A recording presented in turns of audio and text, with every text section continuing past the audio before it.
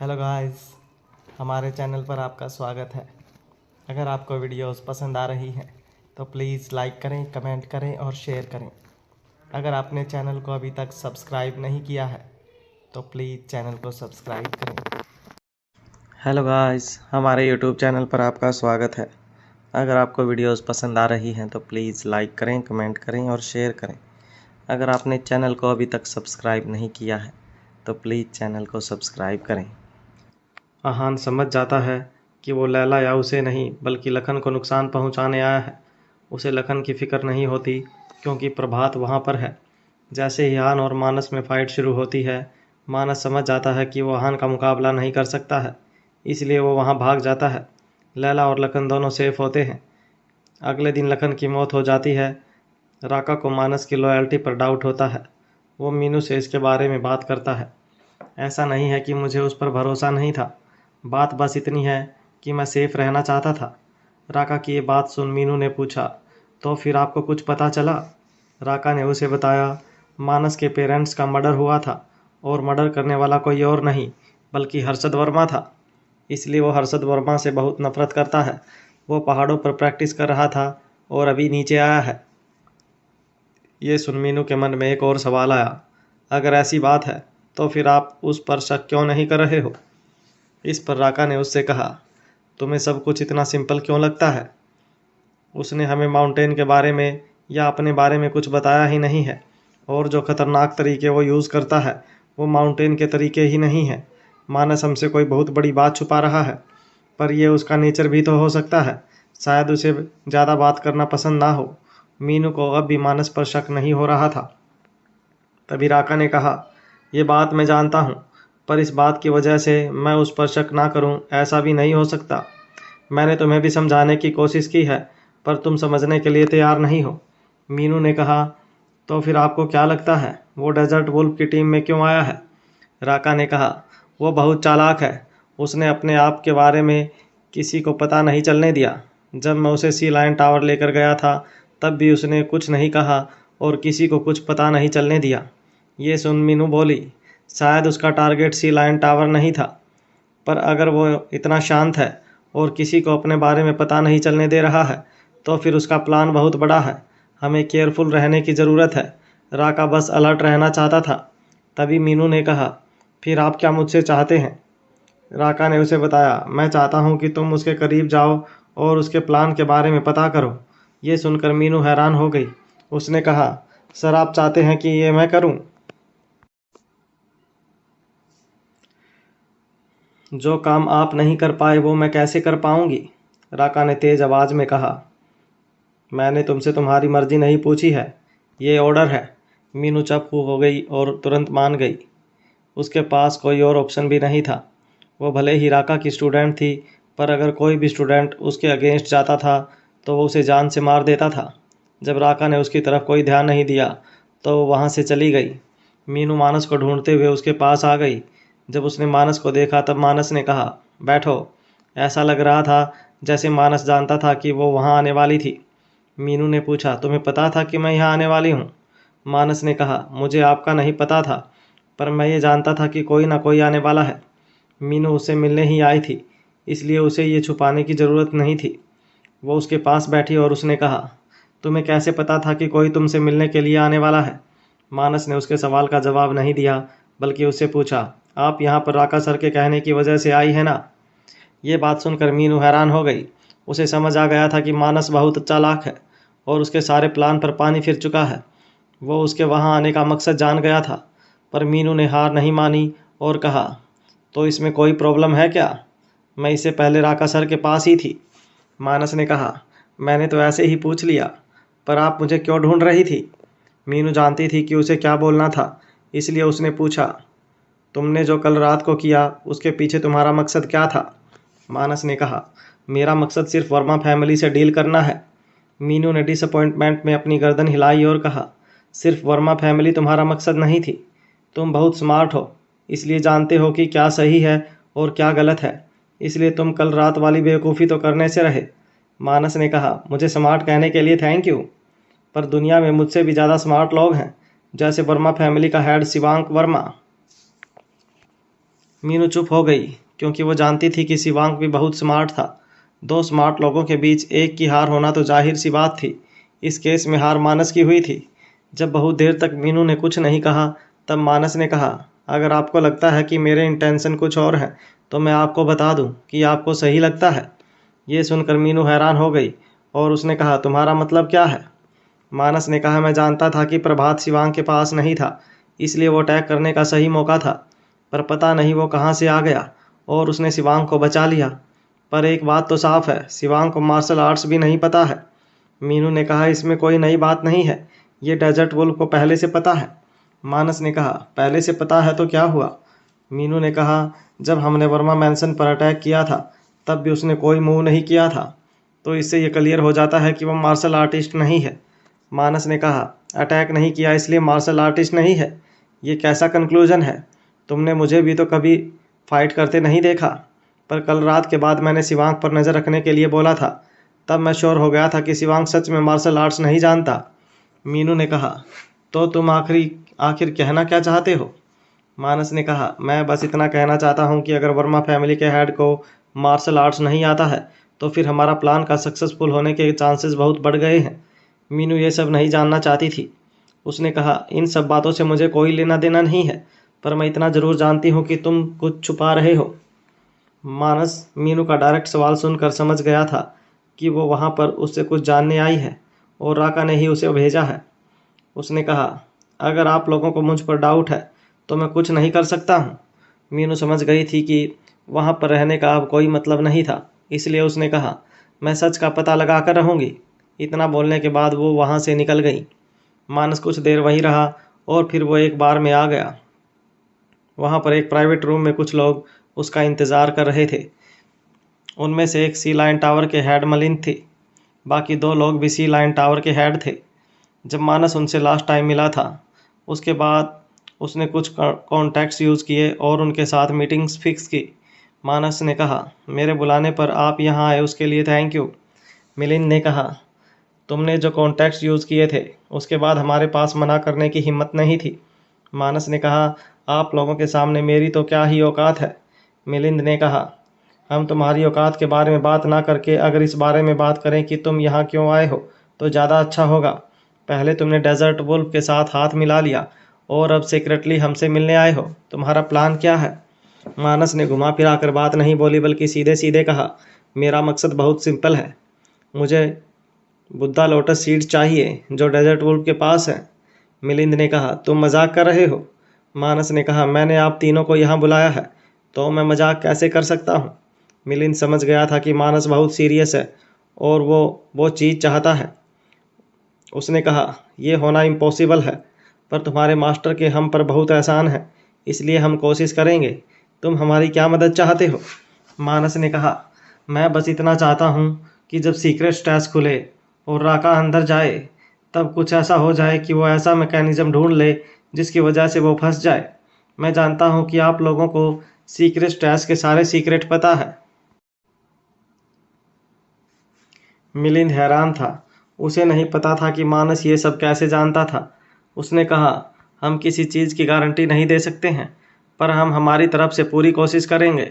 मानस मुस्कुराया और उसने कहा, फिर मैं सीक्रेट स्टैश के खुलने का इंतज़ार करूँगा। आई होप मुझे गुड न्यूज़ जल्दी ही मिलेगी। मिलिंद ने पूछा, तुम सीक्रेट स्टैश में नहीं जाना चाहते? मानस ने कहा, मैं ऑर्डिनरी सा इंसान हूँ, मैं अंदर जाकर क्या करूँगा? इस वक्त सबका ध्यान पूरी तरह से डेजर्ट वुल्फ वर्मा फैमिली का और सी लाइन टावर पर था।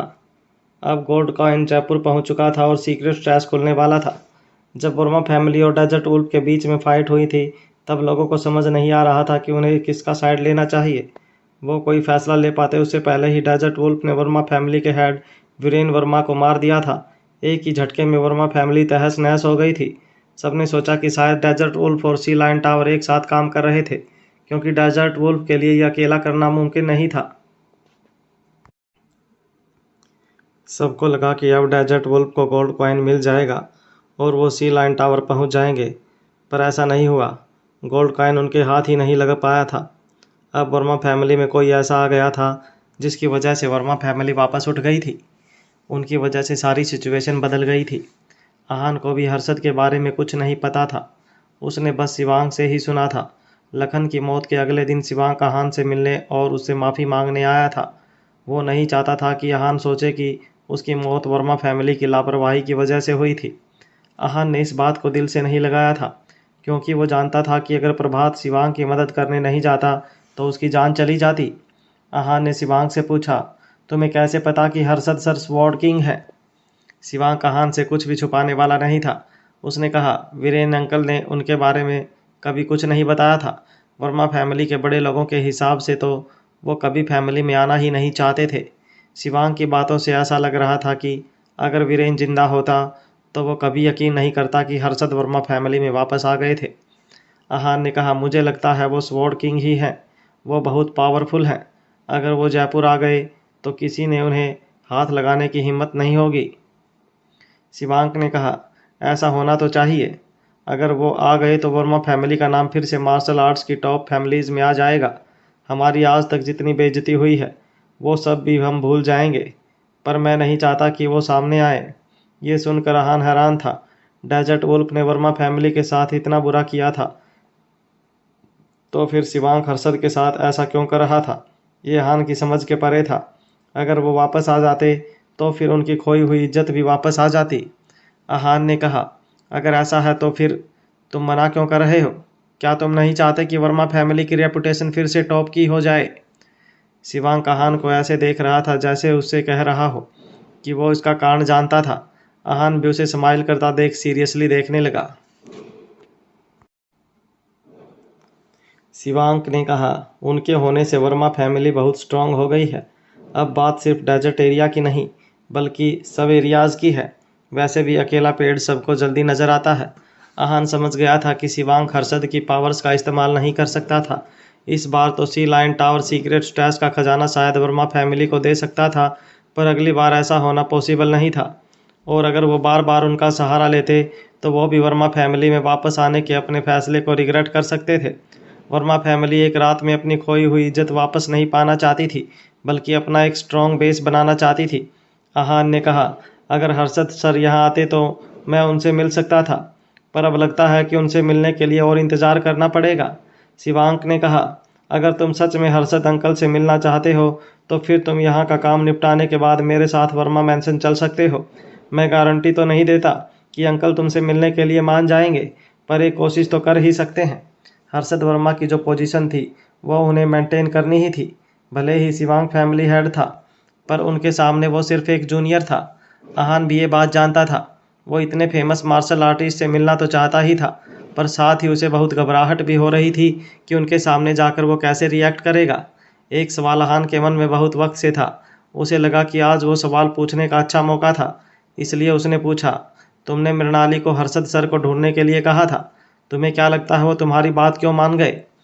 तुम्हारे बुलाने पर वो यहाँ क्यों आने के लिए तैयार हो गए? परिवार के प्यार की वजह से? शिवांग कहान को ये सब कैसे हुआ वो नहीं बताना चाहता था। ये वर्मा फैमिली का सीक्रेट था जिसे डिस्क्लोज करना उसे सही नहीं लग रहा था, इसलिए उसने कहा, हाँ, परिवार के प्यार की वजह से ही वो वापस आ गए। आहान बेवकूफ़ नहीं था, इसलिए समझ गया था कि शिवांग बात टालने के लिए ऐसा कह रहा था। उसने भी आगे कोई सवाल नहीं किया। बातों में शिवांग को पता नहीं चला कि उसे वहां बैठे बहुत देर हो गई थी और उसे कुछ काम था। जाने से पहले उसने कहा, जब मैं डेजर्ट वुल्फ से बदला लेना शुरू करूंगा तब बहुत कुछ बदल जाएगा। आहान वहीं खड़ा रहा। वो वहां पर कोई बदला लेने नहीं आया था। वो वहां पर बस नीतू की वजह से था। पर उसने कुछ नहीं बोला। वो बस शिवांग को वहां से जाते हुए देख रहा था। कुछ देर वहां बैठने के बाद उसे वहां पर एक लड़की नजर आई। वो उसके पास आ रही थी और आहान भी उठकर उसके पास जाने लगा। डूबते सूरज में दोनों एक दूसरे को अच्छे से नहीं देख पा रहे थे, पर दोनों एक दूसरे को जानते थे। जब दोनों बहुत पास आ गए तब आहान ने कहा, लैला, तुम गई क्यों नहीं? मैंने तुमसे कहा था ना कि यहाँ रहना डेंजरस है। वो लड़की लैला थी। आहान ने उसे जाने के लिए कहा था, क्योंकि उसे डर था कि कहीं अब डेजर्ट वुल्फ या मानस उससे बदला लेने के लिए लैला का इस्तेमाल ना करे। लैला भी जाना चाहती थी, और ऐसा नहीं था कि उसके पास जाने के लिए जगह नहीं थी या फिर पैसे नहीं थे। उसके पास सब कुछ था, पर फिर भी उसे समझ नहीं आ रहा था कि वो कहाँ पर जाए। उसने कहा, मैंने कोशिश की, पर मैं फिर से अपने घर नहीं जाना चाहती। वहाँ पर बिल्कुल सुकून नहीं है। आहान ने कहा, पर तुम्हें जाना पड़ेगा, यहाँ रहना खतरे से खाली नहीं है। लैला ने कहा, क्या मैं हमेशा तुम्हारे साथ नहीं रह सकती हूँ? आहान जानता था कि डेजर्ट वुल्फ को लैला के बारे में पता था और पहली बार उन्होंने उसे कुछ नुकसान नहीं पहुँचाया था, क्योंकि शायद वो ज़रूरी नहीं था, पर अब कुछ भी हो सकता था। ये बात आहान को अलर्ट करने के लिए काफ़ी थी। उसने कहा, तुम मेरे साथ नहीं रह सकती, ये बहुत खतरनाक हो सकता है और मैं तुम्हारी जान खतरे में डालने का रिस्क नहीं ले सकता हूँ। लैला ने कहा, पर मैं तुमसे बहुत प्यार करती हूँ, क्या तुम मुझे प्रोटेक्ट नहीं कर सकते हो? तुम तो इतने पावरफुल मार्शल आर्टिस्ट हो, मैं सिर्फ तुम्हारे साथ रहना चाहती हूँ। आहान ने कहा, ऐसा नहीं हो सकता है, तुम्हारा यहाँ से जाना ही बेस्ट है, मैं तुम्हें अपने साथ नहीं रख सकता हूँ। लैला का चेहरा देखकर आहान का दिल कमज़ोर हो रहा था। अगर वो एक बार भी लैला को कह देता कि वो उसे प्रोटेक्ट कर सकता है, तो फिर वो उसे छोड़कर कभी नहीं जाती, और आहान ऐसा नहीं चाहता था। पर सच में आहान नहीं जानता था कि वो उसे प्रोटेक्ट कर सकता है या नहीं। लैला ने कहा, प्लीज़। आहान ने कहा, मैं जानता हूँ कि मैंने तुम्हें लेट डाउन किया है, पर मेरे पास कोई और ऑप्शन नहीं था। तुम्हें यहाँ से जाना ही होगा। मुझसे बदला लेने के लिए वो तुम्हारे साथ कुछ भी कर सकते हैं, शायद तुम्हें मार भी सकते हैं, और मैं ऐसा नहीं चाहता हूँ। ये सुनकर लैला की आंखों से आंसू गिरने लगे, क्योंकि वो जानती थी कि अब उसके पास कोई और रास्ता नहीं बचा था। वो आहान से बहुत प्यार करती थी, पर आहान उसे अपने साथ नहीं रखना चाहता था, तो फिर वो उसे फोर्स नहीं कर सकती थी। आहान उसके आंसू पोंछना चाहता था, पर वो जानता था कि अगर उसने ऐसा किया तो लैला कमज़ोर पड़ जाएगी और वहाँ से जा नहीं पाएगी। इसलिए आहान ने कुछ नहीं कहा। जब आहान ने बहुत देर तक कुछ नहीं कहा, तब लैला मुंह मोड़कर वहाँ से चली गई। आहान अब बस उसे जाते हुए देख रहा था। उसे जाते देख आहान को बहुत बुरा लग रहा था, पर वो जानता था कि उन दोनों के लिए यही फैसला सही था। आहान के पास लैला के बारे में सोचने का ज़्यादा वक्त नहीं था, क्योंकि सीक्रेट स्टैश खुलने वाला था। शिवांक ने सुबह सुबह आहान को इसके बारे में बता दिया था। उसने आहान को प्रिपेयर होने के लिए कहा था, पर प्रिपेयर होने जैसा कुछ नहीं था। शिवांक बस उसे सीक्रेट स्टैश में ले जाना चाहता था। जयपुर के आउटस्कर्ट्स पर बहुत सारी लग्जरी कार खड़ी थी। कुछ लिमिटेड एडिशन कार्स भी थी, जैसे रोल्स रॉयस, हमर एक्सेट्रा। वहाँ पर जितनी भी कार्स थी, कोई भी रेयर नहीं थी। अगर कोई वहाँ पर इतनी सारी कार्स देख लेता तो हैरान हो जाता, और उसे समझ नहीं आता कि वहाँ पर इतनी सारी कार्स क्यों खड़ी थी। जब आहान शिवांग के साथ एक कार में बैठा, तब उसने कहा, मुझे लगा कि वर्मा फैमिली की हालत बहुत ख़राब है, पर मुझे उम्मीद नहीं थी कि तुम इतनी आसानी से हमर लोगे। लगता है वर्मा फैमिली की फाइनेंशियल कंडीशन अभी भी बहुत अच्छी है। आहान ने देखा कि ये कार बहुत बड़ी और स्पेशियस थी। उसने सोचा कि वापस जाने के बाद वो ये कार खरीदेगा। शिवांक ने कहा, बिना पैसों के कुछ नहीं हो सकता है। हमारी कंपनीज जो सबको नज़र आती हैं, उनका तो लगभग दिवाला निकल गया था, और अब वो दूसरे इन्वेस्टर्स के हाथों में है। मुझे लगता है कि वो लोग डेजर्ट वुल्फ के ही आदमी हैं। वो कंपनीज बर्बाद हो गई हैं, पर इसका मतलब ये नहीं है कि हमारे पास दूसरे सोर्सेज नहीं हैं। ये सुनकर आहान हैरान हो गया था। उसने कभी नहीं सोचा था कि वर्मा फैमिली के ऐसे बिजनेस होंगे जिसके बारे में किसी को पता नहीं होगा। उसने कहा, तुम्हारा मतलब है कि वर्मा फैमिली के पास ऐसे बिजनेस हैं जिनसे उनकी बहुत कमाई होती है, और अभी जितना पैसा है सब वहाँ से? शिवांक ने स्माइल किया और कहा, कोई इतना बेवकूफ़ नहीं होता है कि अपनी कमाई के सारे सोर्सेज को ओपन कर दे। सबके पास कुछ न कुछ तो होता ही है, तो फिर वर्मा फैमिली पीछे कैसे रह सकती थी? फॉरेन कंट्रीज़ में हमारा बहुत सारा इन्वेस्टमेंट है। नॉर्थ अफ्रीका में भी हमारी 3 गोल्ड माइंस हैं। सारे शौक ऐसे ही पूरे नहीं होते हैं। आहान बहुत ध्यान से शिवांग को सुन रहा था। वो कितना सरप्राइज था, उसके चेहरे से साफ साफ नज़र आ रहा था। उसने कहा, अगर मैं इन्वेस्ट करना चाहूँ तो मुझे क्या करना पड़ेगा? आहान को उसके सामने एक बहुत अच्छी बिजनेस अपॉर्चुनिटी नज़र आ रही थी। आहान ने सोचा कि अगर शिवांग उसे उसके बारे में बता रहा था, तो वह उसके साथ कुछ शेयर करना चाहता था, जिसकी कीमत आहान चुकाने के लिए तैयार था। शिवांक ने स्माइल किया और कहा, मुझे तो तुम्हें कुछ कहने की या कोई लालच देने की ज़रूरत ही नहीं पड़ी। तुम तो बस इतनी सी बात से मान गए। आहान ने स्माइल किया और कहा, मैं और क्या करता, तुम्हारी बात से मैं टेम्प्ट हो गया। मैंने तुरंत कैलकुलेट किया कि अगर गोल्ड माइन से गोल्ड इंडिया में एक्सपोर्ट हो और फिर ज्वेलरी बने तो इससे कितना प्रॉफिट होगा। जो भी प्रॉफिट होगा सीधा मल्टीप्लाई होगा। ऐसे में मैं इन्वेस्ट करने के बारे में कैसे नहीं सोचता। आहान इस मौके को अपने हाथ से जाने नहीं दे सकता था। शिवांक ने कहा, अगर तुम इन्वेस्ट करना चाहते हो तो तुम्हें मेरी एक शर्त माननी होगी। आहान ने कहा, क्या शर्त है? शिवांक ने कहा, मैं तुम्हारे साथ सीक्रेट स्ट्रेस में चलूँगा। तुम्हें मेरी सेफ्टी की गारंटी लेनी होगी। तुम्हें ध्यान रखना होगा कि कोई मुझ पर अटैक करने की कोशिश ना करे। आहान ने शिवांक को डाउटफुली देखा और कहा, तुम सीक्रेट स्ट्रेस में चलना चाहते हो, पर तुम्हें तो मार्शल आर्ट्स के बारे में कुछ पता ही नहीं है। तुम अंदर कैसे चल सकते हो? शिवांक के एक्सप्रेशन से लग रहा था कि वो किसी की बात मानने वाला नहीं था। उसने जो फैसला ले लिया था, अब वो उस पर अमल करना चाहता था। उसने कहा, डेजर्ट वुल्फ बार बार अटैक कर रहे हैं। जब प्रभात अंकल सीक्रेट स्ट्रेस में होंगे तब मैं बाहर अकेले रह जाऊंगा और शायद मौका देखकर डेजर्ट वुल्फ फिर से अटैक करने की सोचेंगे। इसलिए मैं अंदर चलना चाहता हूँ। दरअसल जयपुर आने के पहले मैंने इन सब के बारे में ज़्यादा नहीं सोचा था। मुझे लगा कि डेजर्ट वुल्फ डर गया है, पर मैं गलत था। ऐसा कुछ नहीं है। आहान तुरंत सब कुछ समझ गया था, पर फिर भी उसे शिवांग का स्ट्रेस में जाना ठीक नहीं लग रहा था।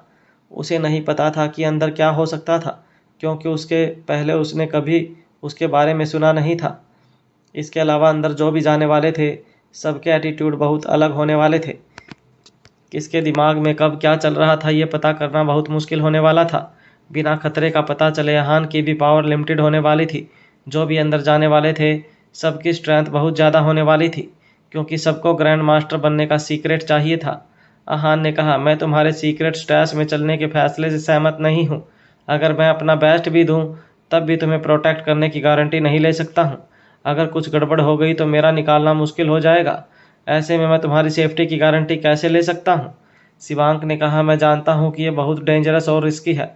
अगर ऐसा नहीं होता तो मैं तुम्हारे सामने 3 गोल्ड माइंस की बात क्यों करता? मुझे पता है ये खतरनाक है, पर अगर मैं बाहर रहा तो मेरी जान को खतरा होगा और तब मुझे बचाने के लिए भी कोई नहीं होगा।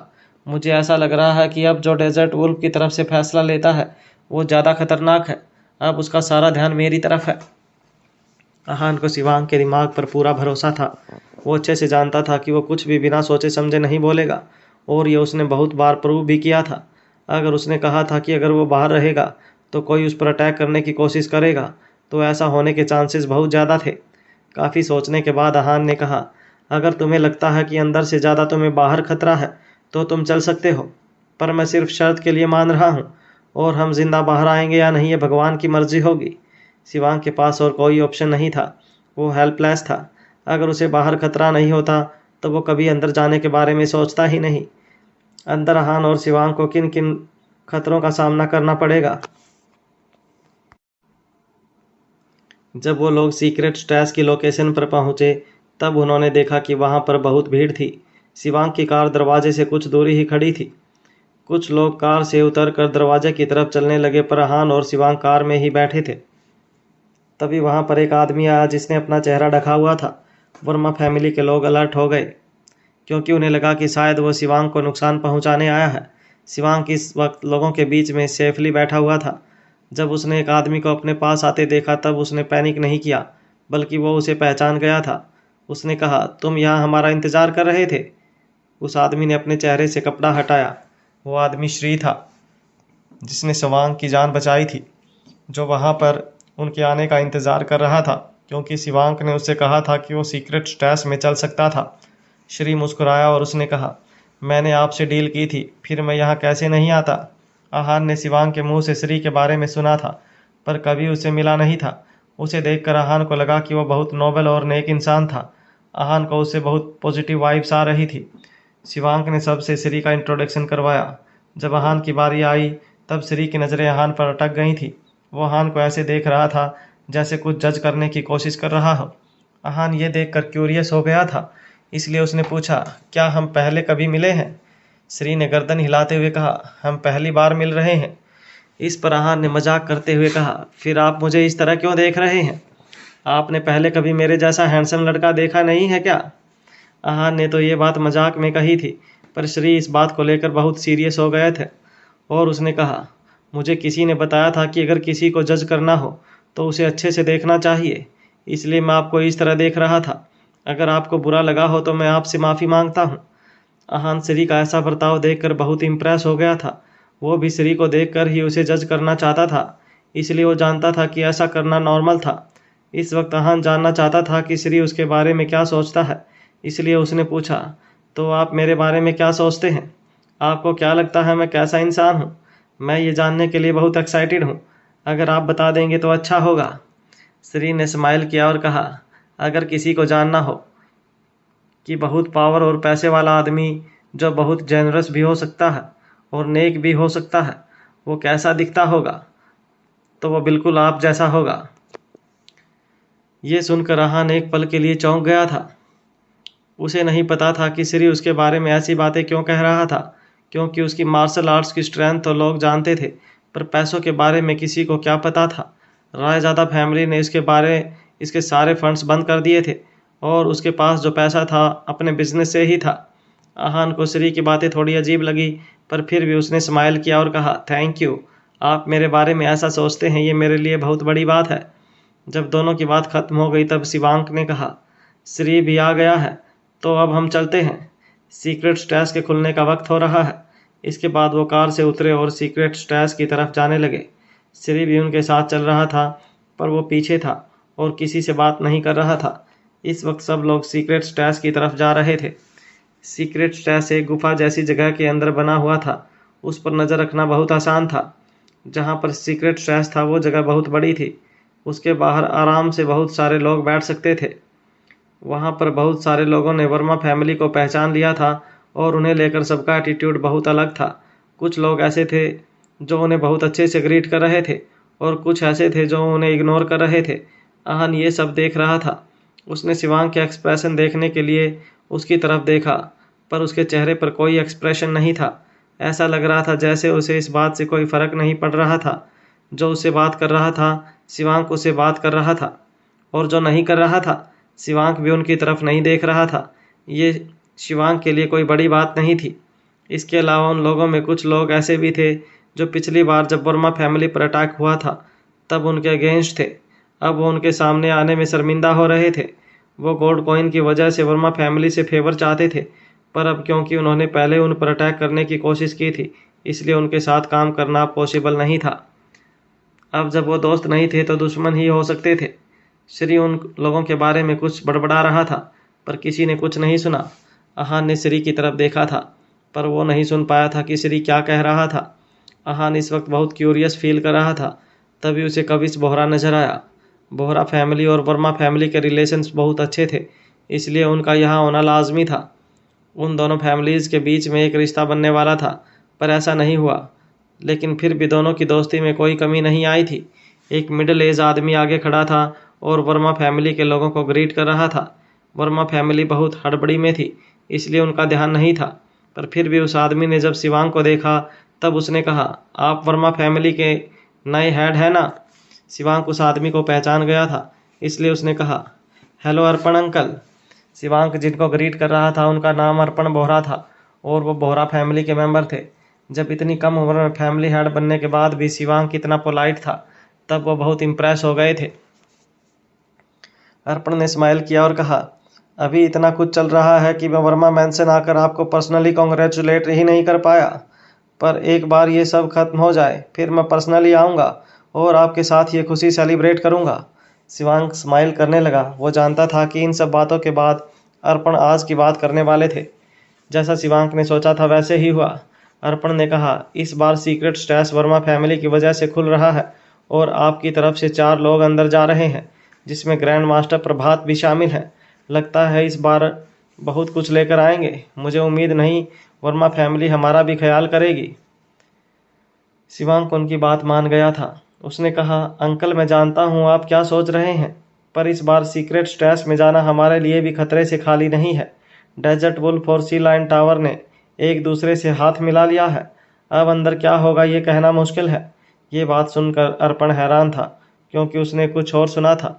उसने कहा, पर सी लाइन टावर तो मार्शल आर्ट ओल्ड से अलग है ना, फिर वो डेजर्ट वुल्फ के साथ कैसे हो सकती है? ये तो अफवाह थी ना।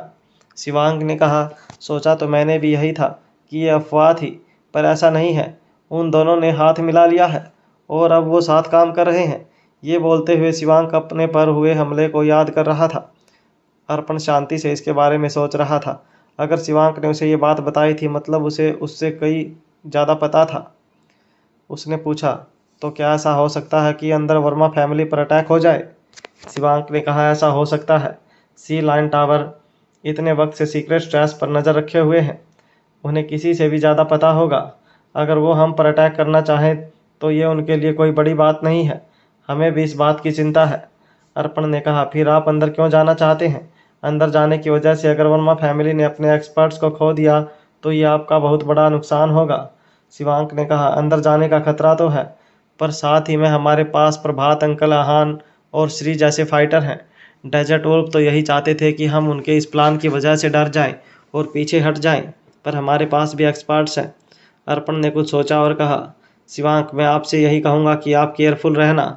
बोहरा फैमिली में इस वक्त कोई ऐसा नहीं है जो कन्वर्टिंग फोर्स स्टेज पर पहुंच पाया है, इसलिए हम आपकी कोई मदद नहीं कर पाएंगे। शिवांक ने स्माइल किया और कहा, अर्पण अंकल, आप बहुत ज़्यादा सोच रहे हैं। ये मामला वर्मा फैमिली और डेजर्ट वुल्फ के बीच का है। हम इसमें आपको इन्वॉल्व नहीं करेंगे। इसके आगे अर्पण ने शिवांक से इसके बारे में कोई और बात नहीं की। उन्होंने आगे अपने फैमिली और बिजनेस के बारे में बात की।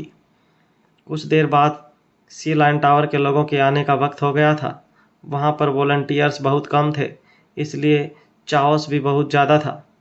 पर सब लोग जानते थे कि आज का दिन कितना इम्पोर्टेंट था, इसलिए वो खुद ही सब कुछ हैंडल करने की कोशिश कर रहे थे। जब सी लाइन टावर के लोग बाहर आए तब वहाँ पर बिल्कुल शांति हो गई थी। सब लोग अपनी अपनी जगह पर बैठ गए थे। सामने एक स्टेज और पोडियम लगा हुआ था जहाँ पर सी लाइन टावर के लोग बैठने वाले थे। सबके चेहरे पर बहुत सीरियस एक्सप्रेशन था, क्योंकि वो जानते थे कि आज का मैटर कितना सीरियस है। ग्रुप के लीडर आगे आए और उन्होंने सबको वेलकम किया। उन्होंने वही सेम बातें बोली जो हर बार बोली जाती थी, जैसे हमें साथ मिलकर काम करना है, हम सब एक टीम हैं, इंडियन मार्शल आर्ट्स का पूरी दुनिया में नाम होना चाहिए। जो भी लोग वहाँ आए थे सबके अपने मकसद थे। उनके लिए ये सब बातें बकवास थी, पर उन्हें उनकी बात सुननी थी, इसलिए वो चुपचाप सुन रहे थे। कोई भी उन्हें बकवास बंद करने के लिए नहीं बोल सकता था, क्योंकि आखिर में सीक्रेट स्ट्रैश तो वो ही खोलने वाले थे। आधा घंटा ऐसे ही गुजर गया था। इसके बाद कोई आया और उसने शिवांग को गोल्ड कॉइन देने के लिए कहा। सीक्रेट स्टैश को खोलने के लिए जो सबसे ज़रूरी चीज़ थी वो ये गोल्ड कॉइन थी। ये बात सबको पता थी। साथ ही सब ये भी जानते थे कि डेजर्ट वुल्फ और वर्मा फैमिली के बीच दुश्मनी का कारण भी ये गोल्ड कॉइन ही था। जब वर्मा फैमिली ने एग्जीबिशन में नकली गोल्ड कॉइन दिखाया था तब वो सबने देखा था, पर वो रियल में कैसा था ये कोई नहीं जानता था। आज सब रियल गोल्ड कॉइन देखने वाले थे। सबकी आंखें वर्मा फैमिली पर थीं। लोग आहान और श्री को भी नोटिस कर रहे थे। बहुत सारे लोग आहान को जानते थे पर श्री को नहीं जानते थे, और वो भी अपना प्रोफाइल लो रख रहा था। गोल्ड कॉइन प्रभात के पास था। उन्हें डर था कि कहीं वो गोल्ड कॉइन कोई चुरा न ले। प्रभात स्टेज पर गए और उन्होंने गोल्ड कॉइन सी लाइन टावर के मेंबर को दे दिया। दोनों एक दूसरे को जानते थे, इसलिए दोनों ने एक दूसरे को ग्रीट भी किया। इस बार गोल्ड कॉइन बिल्कुल असली था और अब सीक्रेट स्ट्रैश खुलने वाला था। सब लोग सीक्रेट स्ट्रैश खुलने का इंतज़ार कर रहे थे। जो इस सीक्रेट स्ट्रैश में घुस सकते थे वो सब कन्वर्टिंग स्टेज के मार्शल आर्टिस्ट थे। बहुत से लोग जो वहाँ आए थे वो उसमें जाने के लिए क्वालिफाई नहीं करते थे। सी लाइन टावर के लोग सबको एक एक करके भेजना चाहते थे। वहाँ पर काफ़ी सारे लोग थे जो अंदर जाना चाहते थे। सीक्रेट स्ट्रैश में जाने के लिए एक रास्ता था। सब लोग उसी रास्ते पर जा रहे थे। वर्मा फैमिली से 4 लोग अंदर जा सकते थे, जो थे प्रभात, आहान, श्री और शिवांग। सब लोगों ने शिवांग को अंदर जाते देखा तब उन्हें बहुत अजीब लगा, क्योंकि शिवांग मार्शल आर्टिस्ट नहीं था। पर किसी ने कुछ नहीं बोला। जब सी लाइन टावर के लोगों को कोई ऑब्जेक्शन नहीं था तो फिर बाकी लोगों को बोलने का हक नहीं था। सी लाइन टावर को कोई ऑब्जेक्शन नहीं था, क्योंकि उनके पास एक प्लान था। उन्होंने सोचा था कि वो शिवांग को सीक्रेट स्ट्रैश में ही मारने की कोशिश करेंगे, और अगर कोई ऑब्जेक्ट करेगा तो वो कह सकते हैं कि शिवांग को अंदर आना ही नहीं चाहिए था। वो मार्शल आर्टिस्ट नहीं था, इसलिए वो अपने आप को ओवर एस्टिमेट कर रहा था। शिवांग ने कुछ नहीं सोचा और अंदर आ गया। आहान शिवांग की सेफ्टी को लेकर बहुत परेशान और घबराया हुआ था। श्री को ये सब सिर्फ यहाँ आकर पता चला था, इसलिए वो हैरान था, पर फिर भी उसने आहान से कहा, मैं आप लोगों के साथ आया हूँ, इसलिए मैं भी शिवांग को प्रोटेक्ट करूँगा। आहान को उम्मीद नहीं थी कि श्री ऐसी बातें बोलेगा, पर उसकी इस बात का वो बहुत शुक्रगुजार था। फाइनली सब लोग एंट्रेंस के पास पहुंच गए थे। आगे जो रास्ता था वो बहुत पतला था। वहां पर एक साथ 2 से 3 लोग ही चल सकते थे। सी लाइन टावर का एक आदमी आगे आया और उसने सबको रोका। इसके बाद उसने कहा, सब एक एक करके अंदर जाओ और फिर इंतज़ार करो। जब सब आ जाएंगे तब हम सीक्रेट स्टेश का दरवाज़ा एक साथ खोलेंगे। सब उसकी बात मान गए और एक एक करके अंदर जाने लगे। अंदर रास्ता बहुत संकरा था, चारों तरफ पत्थर थे और ऊपर ऐसा लग रहा था जैसे खुला आसमान था। बीच बीच में थोड़ी हरियाली भी थी। अंदर जो माहौल था सबकी सोच से परे था। अंदर पहुंचकर लोग एक जगह पर रुक गए और इंतजार करने लगे। आहान और वर्मा फैमिली भी पीछे चल रही थी। अब वो लोग सी लाइन टावर के आखिरी इंसान के आने का वेट कर रहे थे। उस रास्ते के अलावा वहां पर और कोई रास्ता भी नहीं था। जब वो लोग अंदर आए तब सब आपस में बात कर रहे थे। उन्हें सी लाइन टावर के लोगों के षड्यंत्र का डर था। सीक्रेट स्टेश के बारे में सिर्फ सी लाइन टावर के लोग जानते थे। अगर वो चाहते तो वहां पर उन सबको ख़त्म कर सकते थे। फिर सी लाइन टावर बहुत पावरफुल हो जाता और फिर वो बाहर की दुनिया को डोमिनेट कर सकते थे। आहान के मन में भी ऐसा कुछ चल रहा था। वो बाकी सब की बातें भी सुन रहा था। उसने शिवांग से कहा, क्या सच में ऐसा हो सकता है? सी लाइन टावर ऐसा कुछ कर सकता है? एक बार वो सीक्रेट स्टेश में आ गए तो फिर अटैक करना कोई मुश्किल काम तो नहीं है। शिवांग ने नाम में अपना सर हिला दिया। उसने कहा, मुझे नहीं लगता वो लोग ऐसा कुछ करने के बारे में सोचेंगे। अगर उन्होंने लोगों से डील करना है तब भी तो सीक्रेट स्टेश के अंदर कुछ नहीं करेंगे और सबके बाहर निकलने का इंतजार करेंगे। अगर उन्होंने अंदर कुछ किया तो सारा शक इन पर ही जाएगा। आहान ने कहा, तुम शायद सही कह रहे हो। ये लोग हमसे हल्के में डील नहीं करेंगे। हमें केयरफुल रहना पड़ेगा। इनसे डील करना आसान नहीं है। सब लोग समझ गए थे कि उन्हें सावधान रहना है। सी लाइन टावर के लोग भी अंदर आ चुके थे और उन्होंने भी ये बात सुन ली थी, पर उन्होंने कुछ रिएक्ट नहीं किया था और ना ही कुछ बोला था। वो बस वहाँ पर आया और उसने एक चाबी निकाली और चाबी की होल में डाली। वो सब काम बहुत ध्यान से कर रहा था और सब लोग उसे बहुत ध्यान से देख रहे थे। सब बहुत क्यूरियस थे। अचानक से वहां पर एक धमाके की आवाज़ सुनाई दी। सब लोग बहुत घबरा गए, खासकर वो लोग जो अभी भी ये सोच रहे थे कि सी लाइन टावर उनको नुकसान पहुंचा सकता था। उन्हें लगा कि वो लोग अटैक करने वाले हैं, इसलिए वो तैयार हो गए और पूरी तरह से अटेंटिव हो गए थे। उस धमाकेदार आवाज़ की वजह से कुछ पत्थर नीचे गिर गए थे और गुफा हिलने लगी थी। ऐसा लग रहा था जैसे वहाँ कोई भूकंप आया था। सब बहुत डरे हुए थे, पर किसी को कुछ समझ नहीं आ रहा था। आहान भी डर गया था क्योंकि उसने ऐसा पहले कभी एक्सपीरियंस नहीं किया था, पर बाकी लोगों के मुकाबले वो काफ़ी शांत था। उसने सी लाइन टावर के लोगों की तरफ देखा। वो लोग भी थोड़ा पैनिक कर रहे थे और अपनी बॉडी स्टेबल करने की कोशिश कर रहे थे। शिवांग ने भी उन लोगों को देखा और कहा, ये लोग अभी भी यही हैं, मतलब सब कुछ नॉर्मल होना चाहिए। कुछ ही पल में वो झटके बंद हो गए थे और सब कुछ फिर से नॉर्मल हो गया था। जब सबने सामने देखा तब उन्हें एक रास्ता नजर आया। ऐसा लग रहा था जैसे दरवाज़ा अलग हो गया था। सब लोगों को अब एक मशीन जैसा कुछ नजर आ रहा था जिसे देखकर वो हैरान हो गए थे। आहान को ये देखकर कोई खास हैरानी नहीं हुई थी और उसके अलावा एक और इंसान था जिसको हैरानी नहीं हुई थी, और वो था श्री। श्री को इतना नॉर्मल देखकर आहान की नज़रें उस पर रुक गई थी। वो बिल्कुल पैनिक नहीं कर रहा था। ऐसा लग रहा था जैसे वो जानता था कि ऐसा कुछ होने वाला है। आहान ने मन में सोचा, ये श्री बहुत मिस्टीरियस आदमी है, मुझे केयरफुल और अटेंटिव रहना चाहिए। जब आहान ये सोच रहा था तब श्री ने आहान को देख लिया। उसे ऐसा लग रहा था जैसे उसकी चोरी पकड़ी गई थी। दोनों का जब आई कांटेक्ट हुआ तब दोनों ने एक दूसरे को देखकर स्माइल किया। तभी सी लाइन टावर के आदमी ने कहा, अब हम सीक्रेट स्टेश के इनर एरिया में एंटर कर रहे हैं।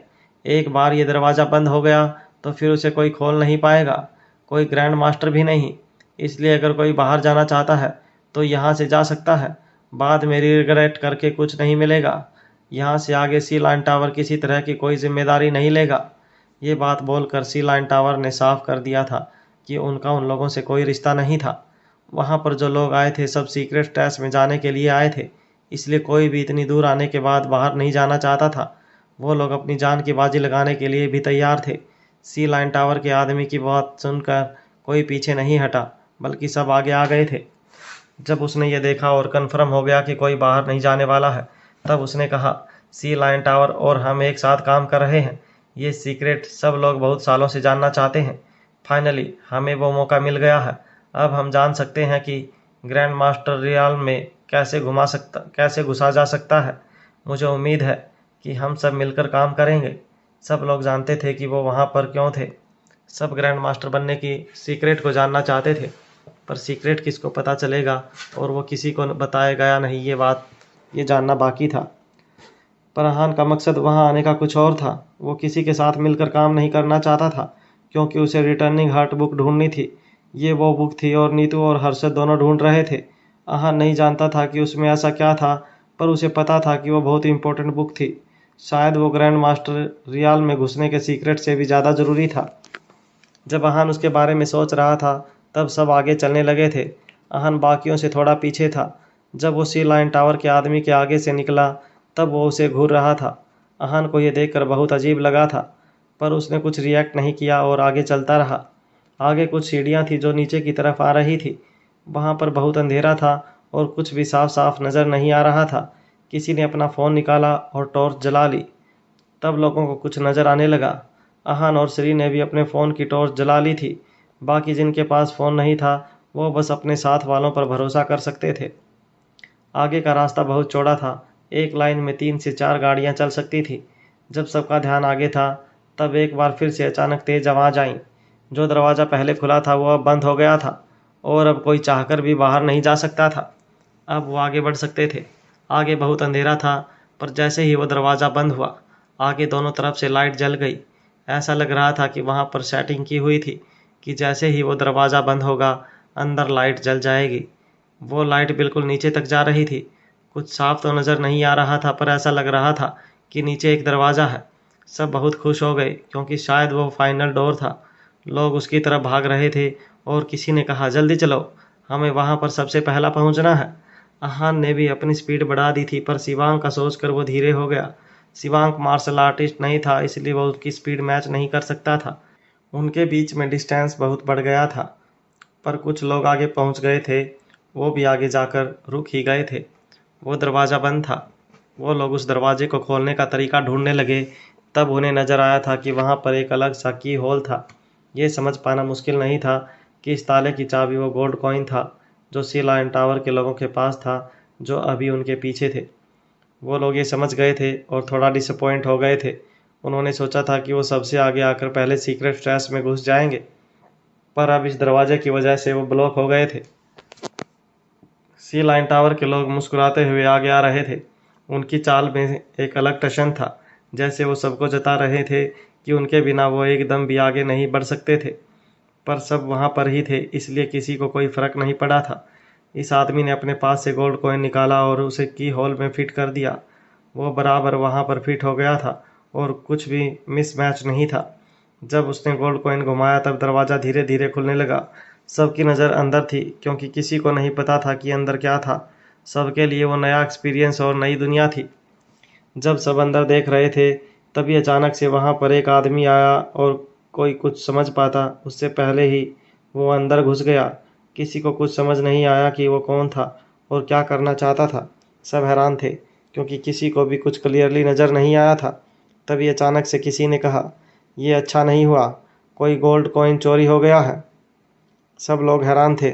आखिर गोल्ड कॉइन चुराने वाला कौन था? बाकी लोगों को डर लगता है कि जो गोल्ड कॉइन लेकर अंदर गया था वो दरवाज़ा बंद ना कर ले, इसलिए वो लोग भी तुरंत अंदर भाग गए थे। एक जना तुरंत अंदर चला गया था और बाकी भी उसके पीछे पीछे अंदर चले गए थे, और किसी ने गेट पूरा खुलने का इंतज़ार नहीं किया था। सी लाइन टावर के लोगों को भी समझ नहीं आ रहा था कि वहाँ पर क्या हुआ था। वो अभी भी सोच रहे थे कि गोल्ड कॉइन चोरी कैसे हो गया था। प्रभात भी अंदर जाना चाहता था, पर उसके साथ शिवांग था, इसलिए उसने शिवांग से पूछा, हमें क्या करना चाहिए। उसके लिए शिवांग की सेफ्टी ज़्यादा ज़रूरी थी। शिवांग ने अपने आसपास देखा। वहाँ पर ज़्यादा लोग नहीं थे। वो 4 और कुछ सी लाइन टावर के लोग थे। शिवांग ने सब लोगों को जज किया और कहा, हमें परेशान होने की ज़रूरत नहीं है। सी लाइन टावर के लोग भी परेशान नहीं हो रहे हैं। इसका मतलब साफ है कि भले ही वो गोल्ड कॉइन लेकर भाग गया है, पर वो दरवाज़ा बंद नहीं कर पाएगा। वो शायद सिर्फ अंदर और बाहर से बंद हो सकता है। शिवांग की बात सुनकर और भी लोग रुक गए थे। सी लाइन टावर के लोग दरवाज़ा बंद होने को लेकर बिल्कुल नहीं घबरा रहे थे। सब लोगों को बहुत गुस्सा आ रहा था, पर उन्हें अंदर जाने की कोई जल्दी नहीं थी। ये देखकर रहान और बाकी सब रिलैक्स हो गए थे, पर श्री थोड़ा परेशान लग रहा था। उसके मन में इस वक्त कुछ डाउट्स थे। उसने कहा, मैं शायद आप लोगों का साथ नहीं दे पाऊंगा। ये सुनकर रहान हैरान हो गया था और वो श्री से उसका रीज़न पूछना चाहता था, पर वो जानता था कि श्री कुछ नहीं बोलेगा। पर शिवांक बहुत पहले ही उसकी मन की बात समझ चुका था। उसने कहा, श्री, तुम्हें हमारे साथ आने की कोई ऑब्लिगेशन तो नहीं है। यहाँ से आगे भी अगर तुम हमारे साथ चलना चाहो तो चल सकते हो, अगर नहीं तो तुम्हारे साथ कोई ज़बरदस्ती नहीं है। श्री मुस्कुराया और उसने कहा, मैं जानता हूँ, इसलिए मैं आपसे अंदर मिलता हूँ। इतना कहने के बाद वो भागकर अंदर चला गया। उसकी स्पीड बहुत फास्ट थी। आहान ये देखकर हैरान था, क्योंकि उसकी स्पीड वो आदमी से कम नहीं थी जिसने गोल्ड कॉइन चुराया था। प्रभात इस वक्त बेचैन हो रहे थे।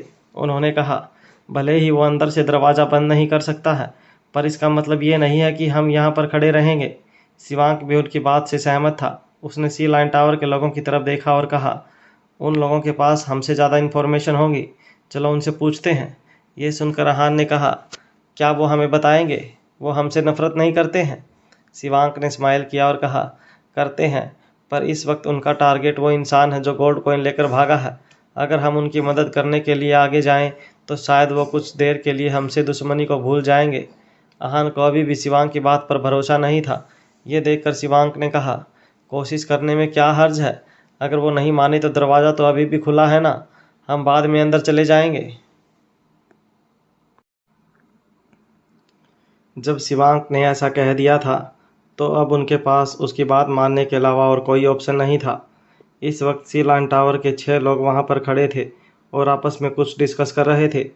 वो उनकी जगह थी और प्रोटेक्ट करने की जिम्मेदारी भी उनकी थी, इसलिए उनकी तरफ से सबसे ज़्यादा लोग अंदर आए थे। जब उन्होंने देखा कि आहान और बाकी सब उनकी तरफ आ रहे हैं, तब वो तुरंत चुप हो गए, क्योंकि वो नहीं चाहते थे कि कोई भी उनकी बात सुने। ग्रुप के लीडर ने उन लोगों से तीखी आवाज़ में पूछा, तुम लोग यहाँ क्या कर रहे हो? शिवांक ने कहा, हम यहाँ आपसे ही बात करने आए हैं। हम सब इसका हिस्सा हैं, इसलिए यहाँ पर क्या हुआ है हमें भी ये जानने का हक है। वो लोग आपस में एक दूसरे को देखने लगे। उन्हें समझ नहीं आ रहा था कि वो शिवांक की बात को कैसे टाले। वो ही थे जो शुरू से कह रहे थे कि हम सब इसमें साथ हैं, और अब शिवांक जानना चाहता था कि गोल्ड कॉइन कैसे चोरी हो गया था। किसी ने बहुत सोचने के बाद कहा, अगर हमने तुम्हें बता दिया तब भी तुम कुछ कर नहीं पाओगे। इस बार आहान आगे आया और उसने कहा, पर अगर आपने हमें बताया नहीं कि यहाँ अभी क्या हुआ तो आपको कैसे पता चलेगा कि हम कुछ कर सकते हैं या नहीं?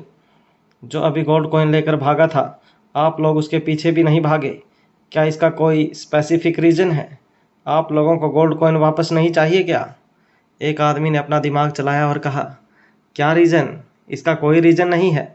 हमें बस डर है कि कोई मुसीबत ना आ जाए, इसलिए हम यहाँ पर वही डिस्कस कर रहे थे। इस बात पर डाउट करने का कोई मतलब नहीं था, इसलिए शिवांक ने कहा, जब आप लोग मुसीबत में हैं तो आप हमसे शेयर क्यों नहीं करते? अगर आप हमारी मदद लेना चाहें तो हम मदद कर सकते हैं। बदले में हमें कुछ नहीं चाहिए, हम तो बस वही कर रहे हैं जो हमें करना चाहिए। शिवांक की बातों से साफ पता चल रहा था कि वो ये बात कितनी जेन्युइनली बोल रहा था। उनके पास ऐसा करने के कोई ऑब्लिगेशन भी नहीं था और बदले में वो कुछ मांग भी नहीं रहे थे। आपस में बात करने के बाद एक आदमी ने शिवांक से सीरियसली पूछा, क्या तुम सच में हमारी मदद करोगे? शिवांक ने कहा, ऑब्वियसली हम आपकी मदद करेंगे, वरना हम यहाँ पर क्यों खड़े होते? उस आदमी ने फिर से कुछ सोचा और कहा, ठीक है फिर।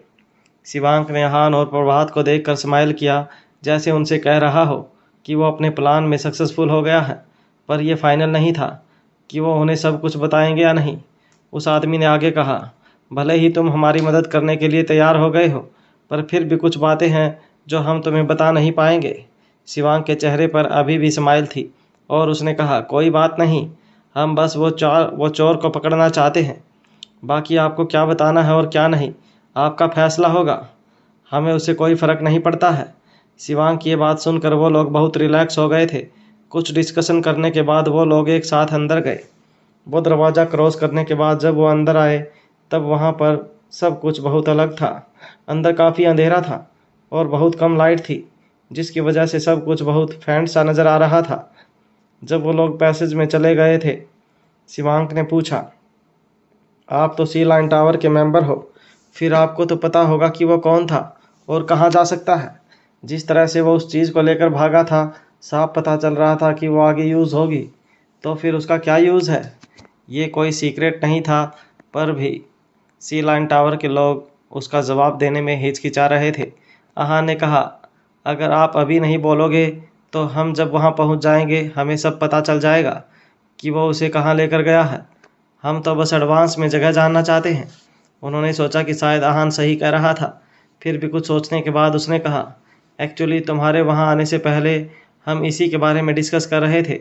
वो गोल्ड कॉइन ले गया और वह बस एक ही जगह जा सकता है और वो है राजा की समाधि। राजा की समाधि? आहान ने हैरानी में पूछा। उस आदमी ने हाँ में अपना सर हिलाया और कहा, हाँ, पूरे सीक्रेट स्टैश में वो सबसे अजीब और मिस्टीरियस जगह है। सी लाइन टावर के पास को रिकॉर्ड्स है, इसमें भी वहाँ का जिक्र बस एक बार आया है। आहान ने कुछ सोचा और पूछा, अगर ऐसी बात है तो आपको कैसे पता है कि वो वहाँ पर गया है? वो आदमी एक बार फिर हिचकिचाया, पर फिर उसने कहा, क्योंकि शायद वो जानता है कि समाधि का रास्ता कैसे खोलना है और उसके अंदर क्या है। ये बात पहले वाली बात से भी ज़्यादा शॉकिंग थी। कोई इंसान जो सी लाइन टावर से नहीं था, वो वहाँ के सीक्रेट को जानता था, और वो भी ऐसा सीक्रेट जो बहुत बड़ा था। वो लोग सोचने लग गए कि क्या सच में सी लाइन टावर सीक्रेट स्टैश को गार्ड करने के लायक था। वो लोग बाकी सबके मन की बात समझ गए थे, इसलिए उस आदमी ने समझाया, उसे ये इसलिए पता है क्योंकि ये रिकॉर्ड्स किसी ने चुरा लिए थे। ये सुनकर आहान बहुत चौंक गया था। उसे नहीं पता था कि ये मामला इतना कॉम्प्लिकेटेड हो सकता है। उसने कहा, अगर आप लोगों को पता था कि ये रिकॉर्ड चोरी हो गए थे तो फिर आपने इसे अंदर क्यों आने दिया? क्या आपको नहीं पता था कि ये कुछ करने की कोशिश ज़रूर करेगा? उस आदमी ने कहा, हमें नहीं पता था, पर हम पर इस बात का इल्ज़ाम नहीं लगाया जा सकता है। ये चोरी 100 साल पहले हुई थी। तब जो इंचार्ज थे उन्होंने चोर को पकड़कर उसके पूरे ख़ानदान को ख़त्म कर दिया था। पर उस वक्त ये नहीं पता था कि किसी और को इस इन्फॉर्मेशन के बारे में पता चल जाएगा। हमें नहीं पता था कि हमारा दुश्मन अब तक छिपा हुआ होगा और जब सीक्रेट स्टैश खुलने वाला होगा तब वो अटैक कर देगा। इस मामले में उन लोगों पर इल्ज़ाम नहीं लगाया जा सकता था। उन लोगों को बहुत बुरा लग रहा था। शिवांक ने उन्हें कंसोल किया और कहा, अच्छा, अब इन सब बातों को जाने दो। अब जब हमें उस चोर को मकसद पता है तो फिर हमें तुरंत कोई एक्शन लेना चाहिए। अगर वो कहीं गायब हो गया तो फिर हम कुछ नहीं कर पाएंगे। बाद में पछताने से अच्छा है कि हम अभी रिएक्ट करें। ये बात सुनकर सी लाइन टावर वाले लोगों के चेहरे के एक्सप्रेशन चेंज हो गए थे। उनमें से एक ने कहा, एक प्रॉब्लम और है, हमें नहीं पता है कि वो समाधि कहाँ पर है। हमने भी आज तक उसे बस पढ़ा ही है, पर उसका कोई रास्ता या मैप हमारे पास भी नहीं है। ये सुनकर आहान ने कहा, अगर ऐसा है तो फिर तो हमारे पास अंदाजे से चलने के अलावा और कोई ऑप्शन नहीं है। हम बस पॉसिबल रास्तों पर चल सकते हैं और उसे ढूंढ सकते हैं। ऐसा तो नहीं हो सकता है कि आपके पास कोई भी क्लू ना हो। लकीली उन्होंने मना नहीं किया और कहा, कुछ क्लूज़ तो हैं, पर हमें नहीं पता कि वो कितने सही हैं और कितने नहीं। शिवांक ने कहा, थैंक गॉड, फिर हम उन रास्तों और क्लूज़ के हिसाब से ही समाधि को ढूंढेंगे। कुछ भी ना होने से बेहतर तो कुछ होना है। उन्हें अब स्टैश के बहुत नीचे जाना था, क्योंकि समाधि का वहाँ होने ही सबसे ज़्यादा चांसेस बनते थे। नीचे जाते जाते टेम्परेचर बहुत कम हो गया था, पर सब मार्शल आर्टिस्ट थे इसलिए उन्हें ज़्यादा ठंड नहीं लग रही थी। पर शिवांग के साथ ऐसा नहीं था। वो ऐसी ठंड बर्दाश्त नहीं कर सकता था। आहान ये बात जानता था। उसे डर था कि कहीं शिवांग को ठंड की वजह से कोई प्रॉब्लम ना हो जाए, इसलिए उसने अपना कोट उतारा और शिवांग को देते हुए कहा, लो, इसे पहन लो। शिवांक ने कोई आनाकानी नहीं की और तुरंत कोट लेकर पहन लिया। वो जब थोड़ा और आगे आए तब वो लोग अचानक से रुक गए और अपने सामने हैरानी में देखने लगे। उनके सामने ये लाश पड़ी थी। उसे देखकर ऐसा लग रहा था कि इसे मरे ज़्यादा वक्त नहीं हुआ होगा। वो ऊपर लटका हुआ था और उसका गला बंधा हुआ था। ये आदमी कौन था और उसकी मौत कैसे हुई थी? क्या सी लाइन टावर के पास इसका जवाब होगा?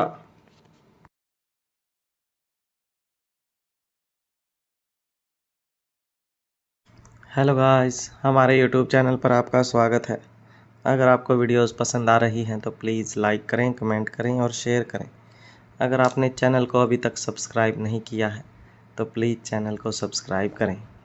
जब सब लोग उस लाश को देख रहे थे तब सी लाइन टावर के एक आदमी ने बोला, इसकी मौत शायद यहाँ के मैकेनिज्म की वजह से हुई है। पर लाश को देखते ही वो लोग समझ गए थे कि सी लाइन टावर के लोग झूठ बोल रहे थे। सीक्रेट टेस्ट में जो लोग भी घुसे थे वो मार्शल आर्ट्स एक्सपर्ट थे और वो इतने सिंपल मैकेनिज्म की वजह से मर नहीं सकते थे। वो लोग समझ गए थे कि आगे भी उन्हें ऐसा कुछ फिर से दिख सकता था या फिर उनके साथ कुछ भी हो सकता था।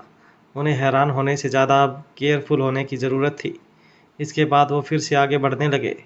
आगे उन्हें कुछ और लाशें नजर आईं। किसी का गला कटा हुआ था तो किसी के सिर में तीर घुसा हुआ था। वहाँ पर जितनी भी लाशें थी सबकी बहुत बेरहमी से मौत हुई थी और ये देखकर उन लोगों की आंखें खुली की खुली रह गई थी। सब लोग बाहर बेचैन हो गए। उन्हें समझ नहीं आ रहा था कि वहाँ पर ऐसा क्या हो रहा था और अगर वो लोग किसी ट्रैप में फंसे हैं तो फिर इतने सारे लोग ट्रैप में कैसे फंस सकते थे। अपनी क्यूरियोसिटी की वजह से यहान एक लाश के पास गया और उसने उसकी आंखें खोली। उसने देखा कि उसकी आंखें लाल थी और ऐसा लग रहा था जैसे मरने से ठीक पहले वो बहुत एक्साइटेड था और उसका QI बहुत हाई था। अहान ने उसे और ध्यान से जज करने की कोशिश की। सब कुछ देखने और समझने के बाद अहान ने पूछा, मरने से पहले ये किसी जहर से इन्फेक्टेड हुए हैं? वो जहर क्या हो सकता है?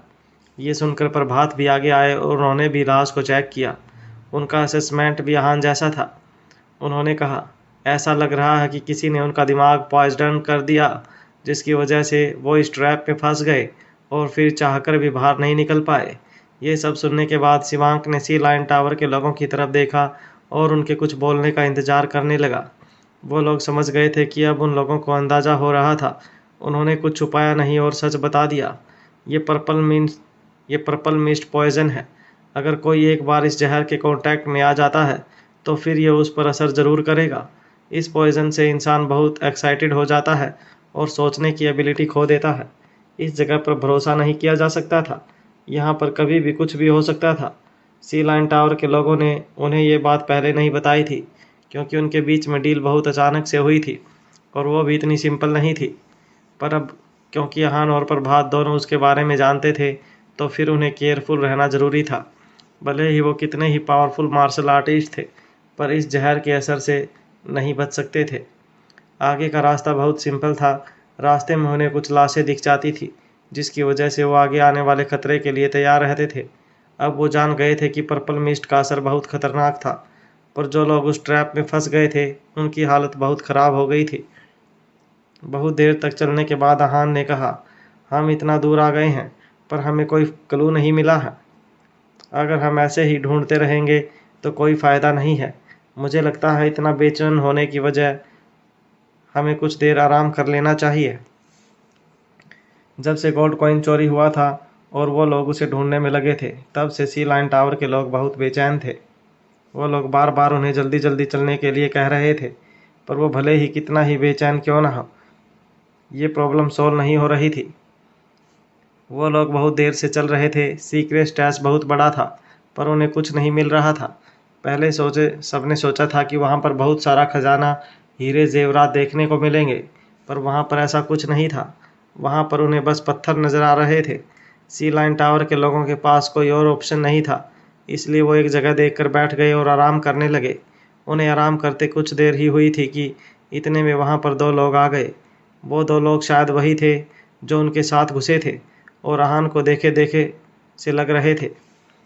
उसने पूछा, तुम दोनों को वो आदमी या फिर कोई सुराग मिला? पर उन दोनों ने कुछ रिएक्ट नहीं किया और उनकी तरफ आने लगे। जब वो लोग उनके पास आए तब उन्होंने अपनी स्पीड बढ़ा ली। ये देखकर सी लाइन टावर के दो लोग आगे आ गए पर वो कुछ कर पाते उससे पहले ही जो दो लोग आगे आए थे वो उन्हें गर्दन पर काटने लगे। वो दोनों उन दोनों की गर्दन से खून चूस रहे थे। ये देखकर सब लोग हैरान हो गए थे। सी लाइन टावर के लोग भी आगे आकर उनकी मदद नहीं कर पा रहे थे। उन्हें लग रहा था कि अगर वो आगे आ गए तब भी वो उन्हें बचा नहीं पाएंगे।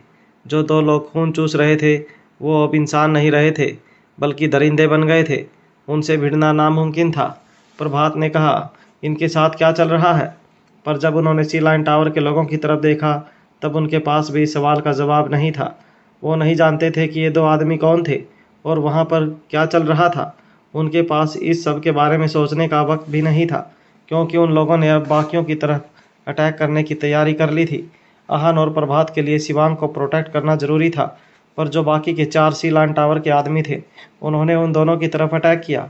कोई एक चिल्लाया, देख क्या कर रहे हो, इन दोनों की स्ट्रेंथ बढ़ती जा रही है, हमें जल्दी कुछ करना होगा। अगर हमने मिलकर इन्हें नहीं रोका तो हमारा बचना मुश्किल हो जाएगा। अभी अभी जो हुआ था उसे साफ पता चल रहा था कि वो दोनों आदमी बहुत पावरफुल हो गए थे और अगर वो मिलकर काम नहीं करते तो सिचुएशन बदतर हो सकती थी।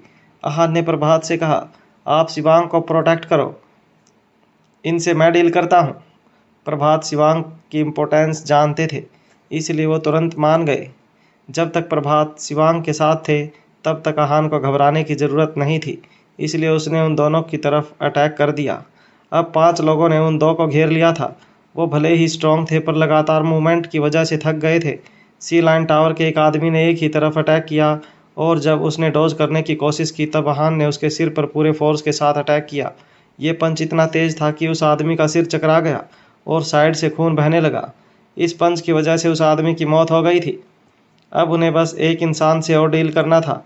जब वो सब उस इंसान पर अटैक करने की कोशिश कर रहे थे तब वो दूसरी तरफ भागने की कोशिश कर रहा था, पर इतने लोगों के बीच से उसके लिए भागकर निकलना बहुत मुश्किल था। जैसे ही वो भागने लगा, प्रभात चिल्लाए, आहान। इतने कहने के बाद उनके पास जो तलवार थी उससे उन्होंने अटैक किया और उस आदमी का सिर धड़ से अलग कर दिया। अब वहाँ पर 4 लाशें थी। 2 वो लोग थे जो आए थे और 2 सी लाइन टावर के लोग थे जिनका उन 2 लोगों ने खून चूस लिया था। वहाँ का मंजर दिल दहलाने देने वाला था और जो जिंदा बचे थे वो बहुत उदास हो गए थे। आहान ने धीरे से कहा, लगता है इस सीक्रेट स्टैश में वो पॉइजन है। ये दोनों उस जहर के कांटेक्ट में आ गए होंगे और इसके बाद इन्होंने अपना आपा खो दिया होगा। अगर ऐसा ही चलता रहा तो फिर जो भी इस पॉइजन के कांटेक्ट में आएगा वो दूसरों के लिए खतरा बनता जाएगा। आहान की बात सुनकर सब शांत हो गए थे। वो लोग पहले ही 4 लोगों को इतनी खतरनाक मौत देखकर हैरान थे, पर उनके पास बोलने के लिए और कुछ नहीं था। सी लाइन टावर के 2 लोगों की मौत उनके सामने हुई थी, इसलिए उन्हें रिएक्ट करना नहीं आ रहा था। इस सिचुएशन से वो सिर्फ मायूस ही हो सकते थे, पर रुक नहीं सकते थे। सब लोग इतना थक गए थे कि उनके लिए आराम करना भी ज़रूरी था, इसलिए वो आराम करने लगे। सबके दिमाग में इस वक्त बहुत सारे सवाल चल रहे थे। उनके सामने अभी जो हुआ था वो लोग उससे बहुत डर गए थे। वहाँ पर और क्या खतरे थे, इनके बारे में ना ही आहान जानता था और ना ही किसी और को पता था। किसी को नहीं पता था कि जो गोल्ड कॉइन लेकर गया था उसके साथ क्या हुआ होगा, या फिर वो गोल्ड कॉइन के साथ क्या करेगा। लाशों के बीच में बैठकर वो बहुत अजीब फील कर रहे थे। किसी ने कुछ नहीं बोला था और चुपचाप बैठे थे। काफ़ी देर चुप रहने के बाद शिवांक ने वहाँ की शांति खत्म की और उसने कहा, अगर हम लोग आगे नहीं जा सकते हैं तो फिर हमें वापस चलना चाहिए। आगे के खतरे से बेहतर यहाँ से वापस चले जाना है। शिवांक एक ऑर्डिनरी इंसान था, पर फिर भी वो बहुत डरा हुआ नहीं था, बस थोड़ा सा पैनिक कर रहा था। उसका रिएक्शन किसी मार्शल आर्टिस्ट के रिएक्शन से कम नहीं था। उसने ये बात डर की वजह से नहीं बोली थी, बस वो एक एडवाइस दे रहा था। शिवांक ने यह बात इतनी सीरियसली बोली थी कि प्रभात भी इसे कंसीडर करने लगे थे। बाकी लोगों ने भी ये बात सुनी थी, पर उन्हें समझ नहीं आ रहा था कि वो क्या बोले। पर प्रभात ने कहा, इसके बारे में सोचा जा सकता है। आहान ने प्रभात की तरफ देखा। उस सीक्रेट स्टैश में जो सबसे बड़ा राज था वो ग्रैंड मास्टर रियलम में पहुंचने का था, जिसकी ज़रूरत प्रभात को नहीं थी क्योंकि वो पहले से ही ग्रैंड मास्टर थे। उनके लिए ये सब बेकार था। वो वहाँ पर सिर्फ वर्मा फैमिली के लिए आए थे, पर अब जब फैमिली हेड शिवांक ने खुद कह दिया था कि उन्हें वापस जाना चाहिए, फिर उनके वहाँ रहने का कोई मतलब नहीं था। पर बाकी लोगों के दिमाग में कुछ और चल रहा था। आहान वहाँ पर एक पुरानी बुक ढूंढने आया था। उसे रिटर्निंग हार्ट बुक चाहिए थी, पर उसने कोई बहुत बड़ा रिएक्शन नहीं दिया था। इस वक्त जो ज़्यादा बेचैन थे और परेशान हो रहे थे वो सी लाइन टावर के लोग थे। उनका रिएक्शन बहुत इंस्टेंट और क्लियर था। उनके हाथ से गोल्ड कॉइन जा चुका था और उनके 2 आदमी भी मर गए थे। ये सिचुएशन उनके लिए बहुत ख़राब हो गई थी। सी लाइन टावर के लीडर ने कहा, मैं इस बात से सहमत नहीं हूँ। वो जानता था कि सिर्फ इस बात से वो लोग कन्विंस नहीं होने वाले थे, इसलिए उसने आगे कहा, और आप लोग भी बिना गोल्ड कॉइन के यहाँ से बाहर नहीं जा सकते हैं। वो दरवाज़ा पूरी तरह बंद हो गया है और अब सिर्फ उस गोल्ड कॉइन से ही वापस खुल सकता है। हम किसी मैन पावर पर भरोसा नहीं कर सकते हैं। ये सुनकर आहान थोड़ा चिड़चिड़ा हो गया था। इसका मतलब ये था कि वो बाहर सिर्फ गोल्ड कॉइन की मदद से जा सकते थे जो चोरी हो गया था। वो सी टावर के आदमी के पास आया और उसने कहा, क्या आप जो कह रहे हैं वो सच है? आहान बहुत स्पीड में आया था, फिर भी वो आदमी पैनिक नहीं हुआ था क्योंकि उसकी स्ट्रेंथ भी कम नहीं थी। उसने कहा, अगर तुम्हें मेरी बात पर भरोसा नहीं है तो फिर तुम वापस इस रास्ते से जाकर देख सकते हो। तुम्हें नज़र आ जाएगा कि वो दरवाज़ा बंद हो चुका है। क्या सच में वो दरवाज़ा बंद हो गया? आहान को सी लाइन टावर के आदमी की बात पर भरोसा था क्योंकि उसकी टोन में कॉन्फिडेंस साफ साफ सुनाई दे रहा था, पर फिर भी उसने शिवांक की तरफ देखा और कहा, हमें चलकर देखना चाहिए। शिवांक ने सी लाइन टावर के लोगों की तरफ देखा और कहा, जब हम अंदर आ रहे थे तब तो आपने इसके बारे में कुछ नहीं कहा था। सी लाइन टावर के आदमी ने कहा, उस वक्त हमें सोचने का वक्त नहीं मिला। हमारे दिमाग में बस गोल्ड कॉइन की बात चल रही थी। हमें उम्मीद नहीं थी कि तुम हमारी मदद करने के लिए मान जाओगे, पर अब बहुत देर हो चुकी है। शिवांक ने कहा, फिर अब तुमने हमें ये बात क्यों बताई है? उस आदमी ने कहा, क्योंकि अब कोई दूसरा रास्ता नहीं है। दरवाज़ा बंद हो चुका है और अब उसे खोलने के लिए तुम्हें हमारे पास जो इन्फॉर्मेशन है उसी पर भरोसा करना पड़ेगा। तुम्हारा मार्शल आर्ट्स भी बहुत पावरफुल है, इसलिए वो और हमारी इन्फॉर्मेशन ही हमें यहाँ से बाहर निकाल सकती हैं। तुम्हें हमारे साथ कोऑपरेट करना ही पड़ेगा। आहान को बहुत गुस्सा आ रहा था। वो उस आदमी को मारना चाहता था, पर वो ऐसा नहीं कर सकता था। वो आदमी जो भी बोल रहा था सब फैक्चुअल बातें थी। उसने शिवांग की तरफ देखा। इस वक्त फैसला लेने वाला शिवांग था।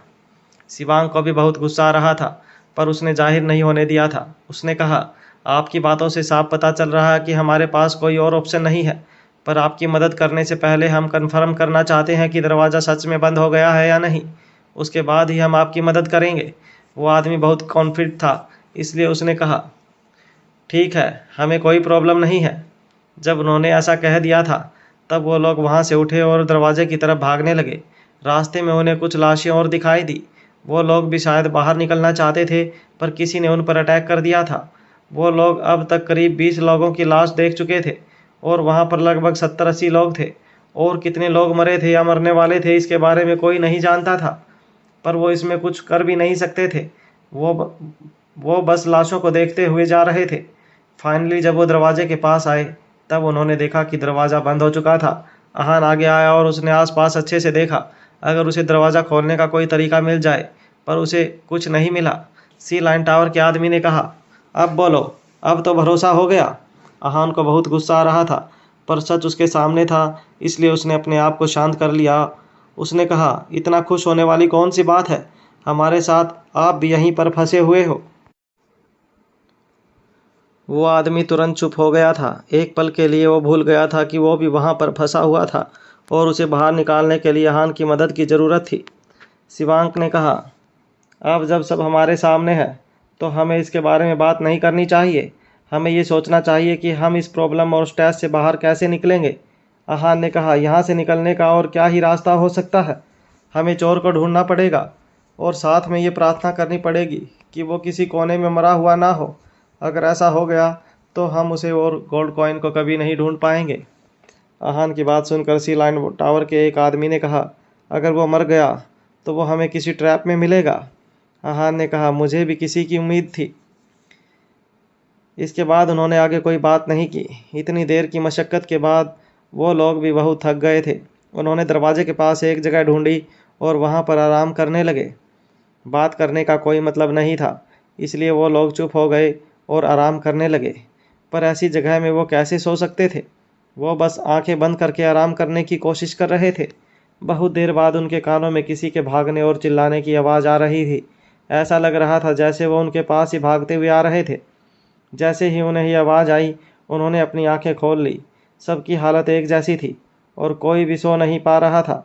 आवाज़ उनके बहुत करीब आ रही थी। सी लाइन टावर के आदमी ने कहा, आवाज़ को ध्यान से सुनो। ऐसा लग रहा है जैसे कोई अपनी जान बचाने के लिए भाग रहा है और कोई उसके पीछे है। आहान को भी आवाज़ सुनाई दे रही थी, पर इतने में उसे लोग भी आते हुए नजर आ रहे थे। वो बहुत ऑर्डिनरी आदमी था। आहान ने उसे भीड़ में देखा था, पर उसने उसका जो इम्प्रेशन बनाया था वो बहुत अलग था। जो आदमी उसके पीछे भाग रहा था वो करीब 30 साल का था और बहुत शांत और काम था। वो बहुत आराम से चल रहा था और वो जिसके पीछे आ रहा था वो तेज़ भाग रहा था और बहुत घबराया हुआ था। जो आदमी भागते हुए आ रहा था, उसने जब आहान और बाकी सबको देखा तब उसने उन्हें मदद के लिए बुलाया। उसने कहा, बचाओ, प्लीज़ मुझे इस आदमी से बचाओ। आहान और बाकी सबको सिचुएशन के बारे में नहीं पता था, इसलिए उनमें से कोई भी आगे नहीं आया था। जब वो आदमी उनके बहुत पास आया तब वो अचानक से आगे की तरफ गिर गया। ऐसा लग रहा था जैसे वो किसी चीज़ से टकरा गया था। किसी को कुछ समझ नहीं आया, पर प्रभात ने कहा, यह एक हिडन हथियार है। ये सुनकर आहान भी बहुत शॉक्ड था। वहाँ पर बहुत अंधेरा था, पर फिर भी आहान को भरोसा था कि अगर कोई हिडन हथियार होता तो उसे आवाज़ आ जाती, पर उसे ना कोई सुनाई दिया और ना ही कुछ आवाज़ दी। जो आदमी अब तक अपनी जान के लिए भाग रहा था, गिरने के बाद वो खड़ा नहीं हुआ बल्कि मर गया था। आहान को नहीं लगा था कि वो इस तरह मर जाएगा। उसके मरने के बाद जो आदमी उसके पीछे भाग रहा था वो हान और बाकी लोगों की तरफ मुड़ गया। उसे नज़र आ रहा था कि दरवाजे के पास कुछ लोग हैं। वो आगे नहीं बढ़ा और बस वहीं पर खड़ा रहा। सी लाइन टावर के एक आदमी ने उससे पूछा, तुम्हारा नाम क्या है? उन लोगों के पास नेम लिस्ट थी, इसलिए वो उसमें चेक कर सकते थे कि वो कौन था। इसलिए उन्होंने उससे ये सवाल किया। उस आदमी ने कहा, आप लोगों को डिस्टर्ब करने के लिए सॉरी, आप लोग रेस्ट कर रहे थे? सी लाइन टावर के आदमी ने कहा, हमारा रेस्ट ज़रूरी मैटर नहीं है, तुम तो देख ही सकते हो कि यह दरवाज़ा बिल्कुल बंद है और बाहर जाने का बस यही एक रास्ता है। एक आदमी ने दरवाजे को सीरियसली देखा और कहा, तो आप मुझे ये कहना चाह रहे हैं कि इसको खोलने का तरीका सिर्फ आपको पता है और आपके बिना कोई यहाँ से बाहर नहीं जा सकता है? सी लाइन टावर के आदमी ने कहा, हाँ भी और ना भी, पर बात ऐसी है कि हम भी दरवाज़ा खोल नहीं सकते, पर हमें पता है कि दरवाज़ा कैसे खुलेगा, जिसके लिए हमें तुम्हारी मदद चाहिए। अहान समझ गया था कि अभी जो आदमी आया था वो बहुत पावरफुल था, इसलिए वो उसे अपनी टीम में लेना चाहते थे।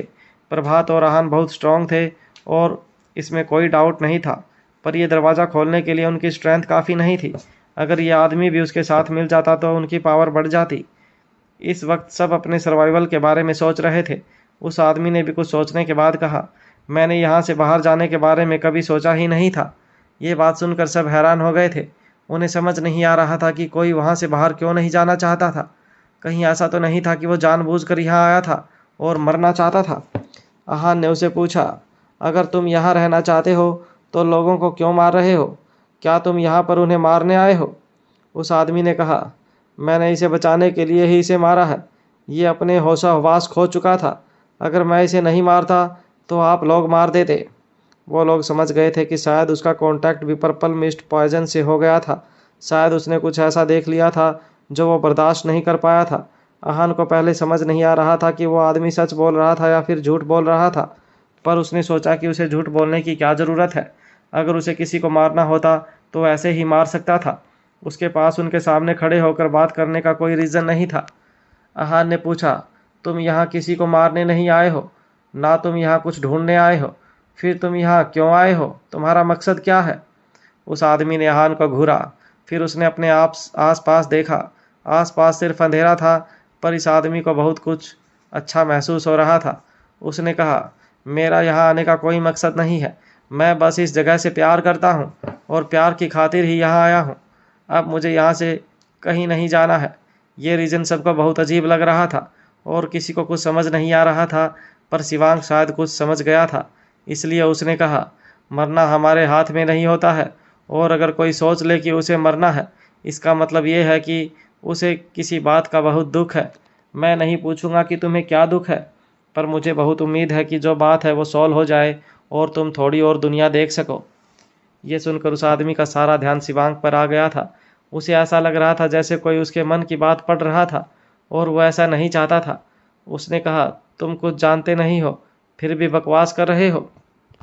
शिवांक ने कहा, भले ही मैं कुछ नहीं जानता हूँ, पर मुझे इतना ज़रूर पता है कि ज़िंदगी बहुत कीमती है।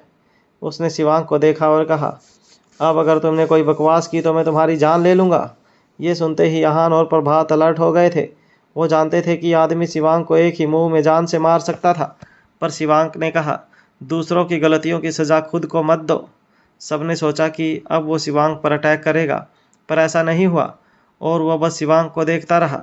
उसने इसके बाद वो वहाँ से मुंह मोड़कर चला गया। उसके वहाँ से जाने के बाद वहाँ पर फिर से शांति हो गई थी। अब वो लोग भी आराम नहीं कर सकते थे, इसलिए उन्होंने उनके पास जो कुछ था खाने के लिए वो खाया और पानी पीकर फिर से उस समाधि को ढूंढने में निकल गए। वो जगह बहुत बड़ी थी, इसलिए उन्हें बहुत वक्त लगने वाला था। सी लाइन टावर के लोगों को वहाँ पर एक बहुत अजीब सी चीज़ दिखी। उन्होंने कहा, ये क्या है? सबका ध्यान उस चीज़ पर था और सब उसे देखकर हैरान थे। उनके सामने एक बहुत बड़ा गड्ढा था जिसमें इंसानों की हड्डियां थी। ऐसा लग रहा था जैसे वहाँ पर बहुत सारे लोगों को एक साथ मौत हुई थी।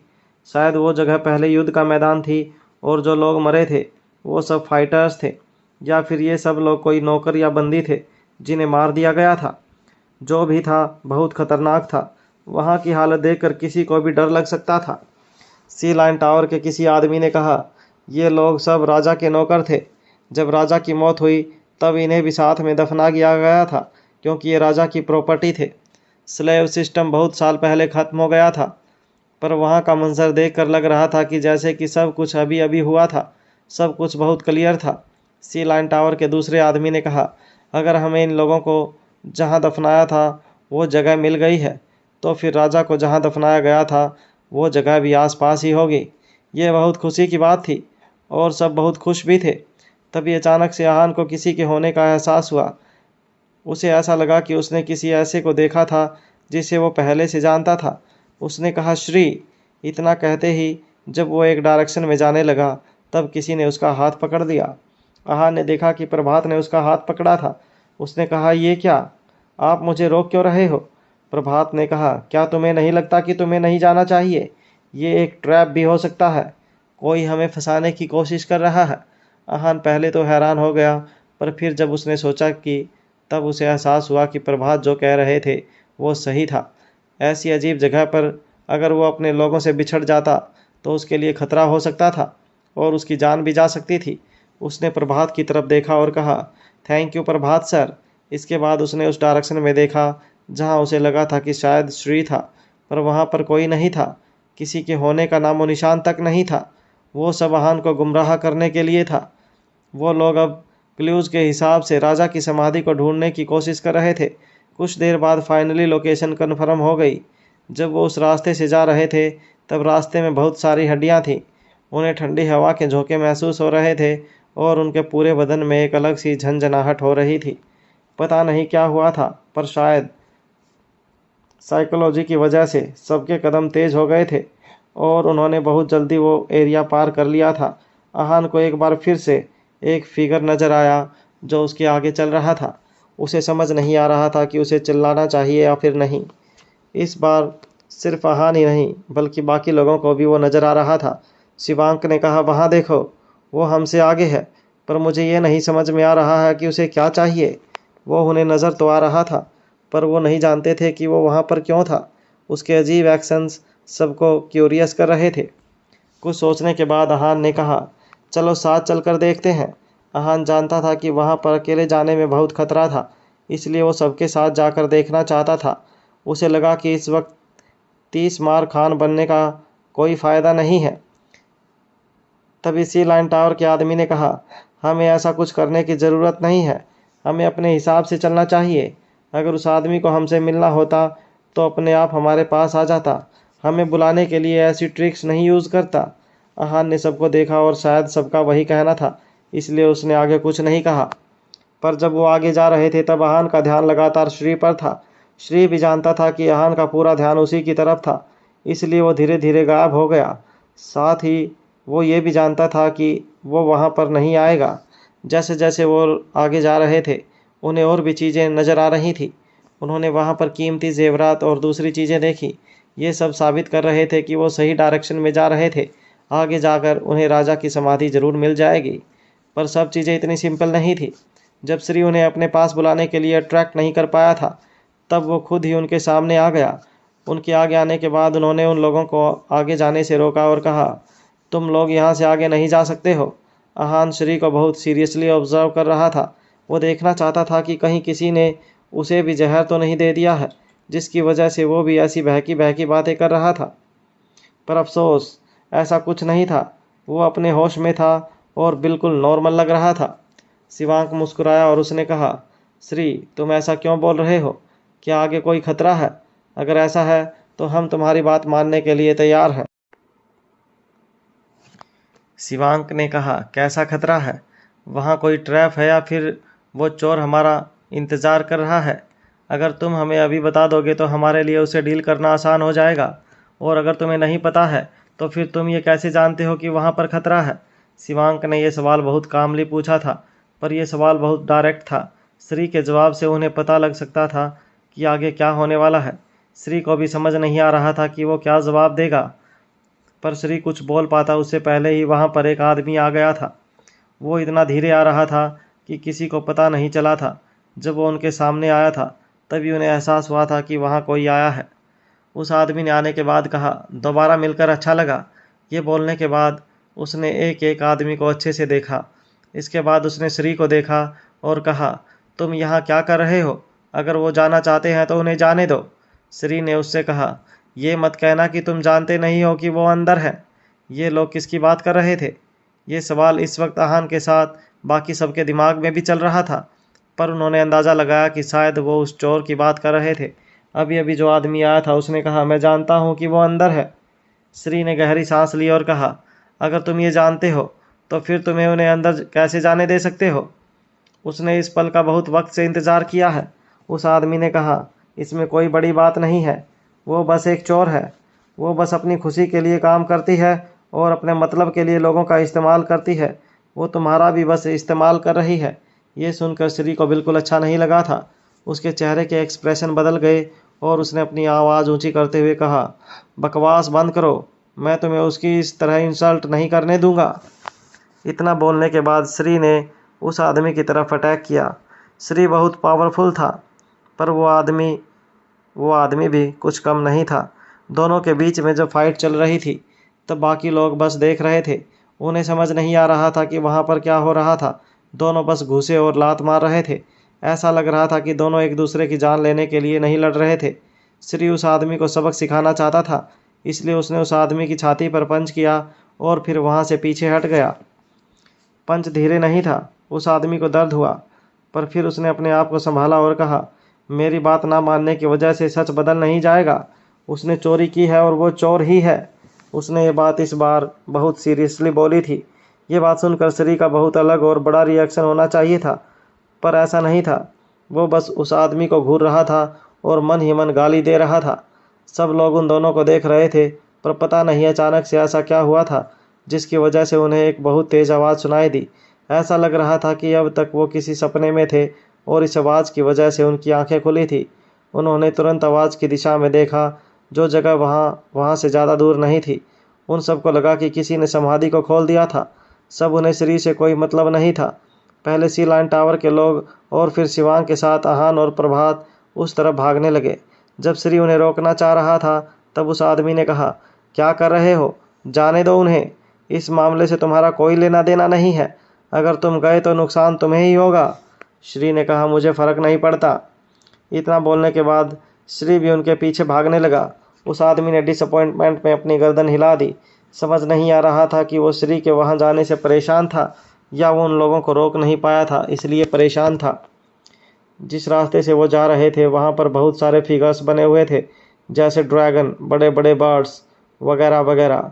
वो सब बहुत प्लेन थे, पर कोई अगर उन्हें देख लेता तो एक बार के लिए शॉक ज़रूर हो जाता। रास्ता बिल्कुल सीधा था और दोनों तरफ लाइट जल रही थी जो आगे का रास्ता दिखा रही थी। दो पत्थर के दरवाजे और खुल चुके थे। आहान और बाकी सब उसके पास खड़े हो गए। जब उन्होंने अंदर देखा तो वहाँ पर सिर्फ अंधेरा था। सी लाइन टावर के आदमी ने कहा, ये राजा की समाधि है। इतना बोलने के बाद एक आदमी अंदर की तरफ भागा, पर तभी कहीं से भाला उड़ते हुए आया। उस आदमी की स्पीड बहुत तेज़ थी, इसलिए उसने डोज कर लिया और इस खतरनाक वार से बच गया। वो भाला सीधा ज़मीन पर जाकर लगा। सी लाइन टावर के लोग पैनिक करने लगे। उनमें से एक लैंप के पास खड़ा था और बहुत घबराया हुआ था। उसे लगा कि वो खतरे से बच गया है, पर ऐसा नहीं हुआ था, बल्कि अचानक से उसे कुछ चुभा। आहान और बाकी सब ने भी देखा, पर वो कुछ नहीं बोल पाए। उससे पहले ही वो आदमी अपना सिर घुसाने लगा। कोई कुछ समझ पाता उससे पहले उसके सिर से खून निकलने लगा और वो मर गया। वो कोई जहर था। इस जहर का असर देखने के बाद वो लोग समझ गए थे कि वो कुछ भी हड़बड़ी पे नहीं कर सकते थे। तभी वहाँ पर श्री भी आ गया था। तब उसने सबके चेहरे और एक डेड बॉडी देखी। तब उसे समझ आ गया था कि वहाँ पर क्या हुआ था। उसने कहा, मैंने कहा था ना कि आगे खतरा है। अगर तुमने आगे जाने की कोशिश की तो तुम्हारे साथ वही होगा। सी लाइन टावर के लोग उसे गुस्से में देख रहे थे और उस पर अटैक करने के बाद उसे सच निकलवाना चाहते थे, पर श्री ने उसे डोज किया और कहा, अगर तुम्हें लगता है कि तुम अंदर जा सकते हो तो फिर जाओ, मैं तुम्हें नहीं रोकूंगा। जब सी लाइन टावर के आदमियों ने देखा कि वो श्री से मुकाबला नहीं कर सकते थे, तब उन्होंने प्रभात को देखा और कहा, हम इतनी दूर आ गए हैं, अब यहाँ से वापस चले जाएंगे। इस आदमी को ज़रूर कुछ पता है। अगर ये बोल दे तो हमारे लिए आसान हो जाएगा। वो सब प्रभात से मदद चाहते थे, पर प्रभात ने शिवांग की तरफ देखा, जैसे वो उससे उसका ओपिनियन पूछ रहा था। शिवांग ने कुछ सोचा और कहा, हम अंदर तो जाना चाहते हैं, पर मैं श्री को कुछ नहीं कर सकता। उनसे उसने मेरी जान बचाई थी, और अगर मैंने उसे नुकसान पहुंचाया तो वो सही नहीं होगा। ये सुनकर सी लाइन टावर के लोगों को बहुत गुस्सा आ रहा था। उन्होंने कहा, ये कैसी बकवास कर रहे हो? अभी भी तुम्हें सही गलत सोचना है। तुम क्या जिंदगी भर यही रहना चाहते हो? शिवांक ने सबको इग्नोर किया और श्री की तरफ देखते हुए कहा, श्री, अगर तुम हमें अंदर नहीं जाने देना चाहते हो तो कोई बात नहीं, पर तुम हमें यहाँ पर ट्रैप भी नहीं कर सकते हो। हमें बाहर निकलना है। श्री जानता था कि उनकी रिक्वेस्ट नाजायज़ नहीं थी, पर फिर वह थोड़ा हिचकिचाया और उसने कहा, मुझे माफ़ कर दो, पर मैं कुछ नहीं कर सकता हूँ। जो आदमी पहले श्री के लिए आया था उसने कहा, तुम उसके लिए कब तक पागल रहोगे? श्री ने मुड़कर उसकी तरफ देखा और कहा, मैं उसके लिए कुछ भी कर सकता हूँ, लोगों की जान भी ले सकता हूँ।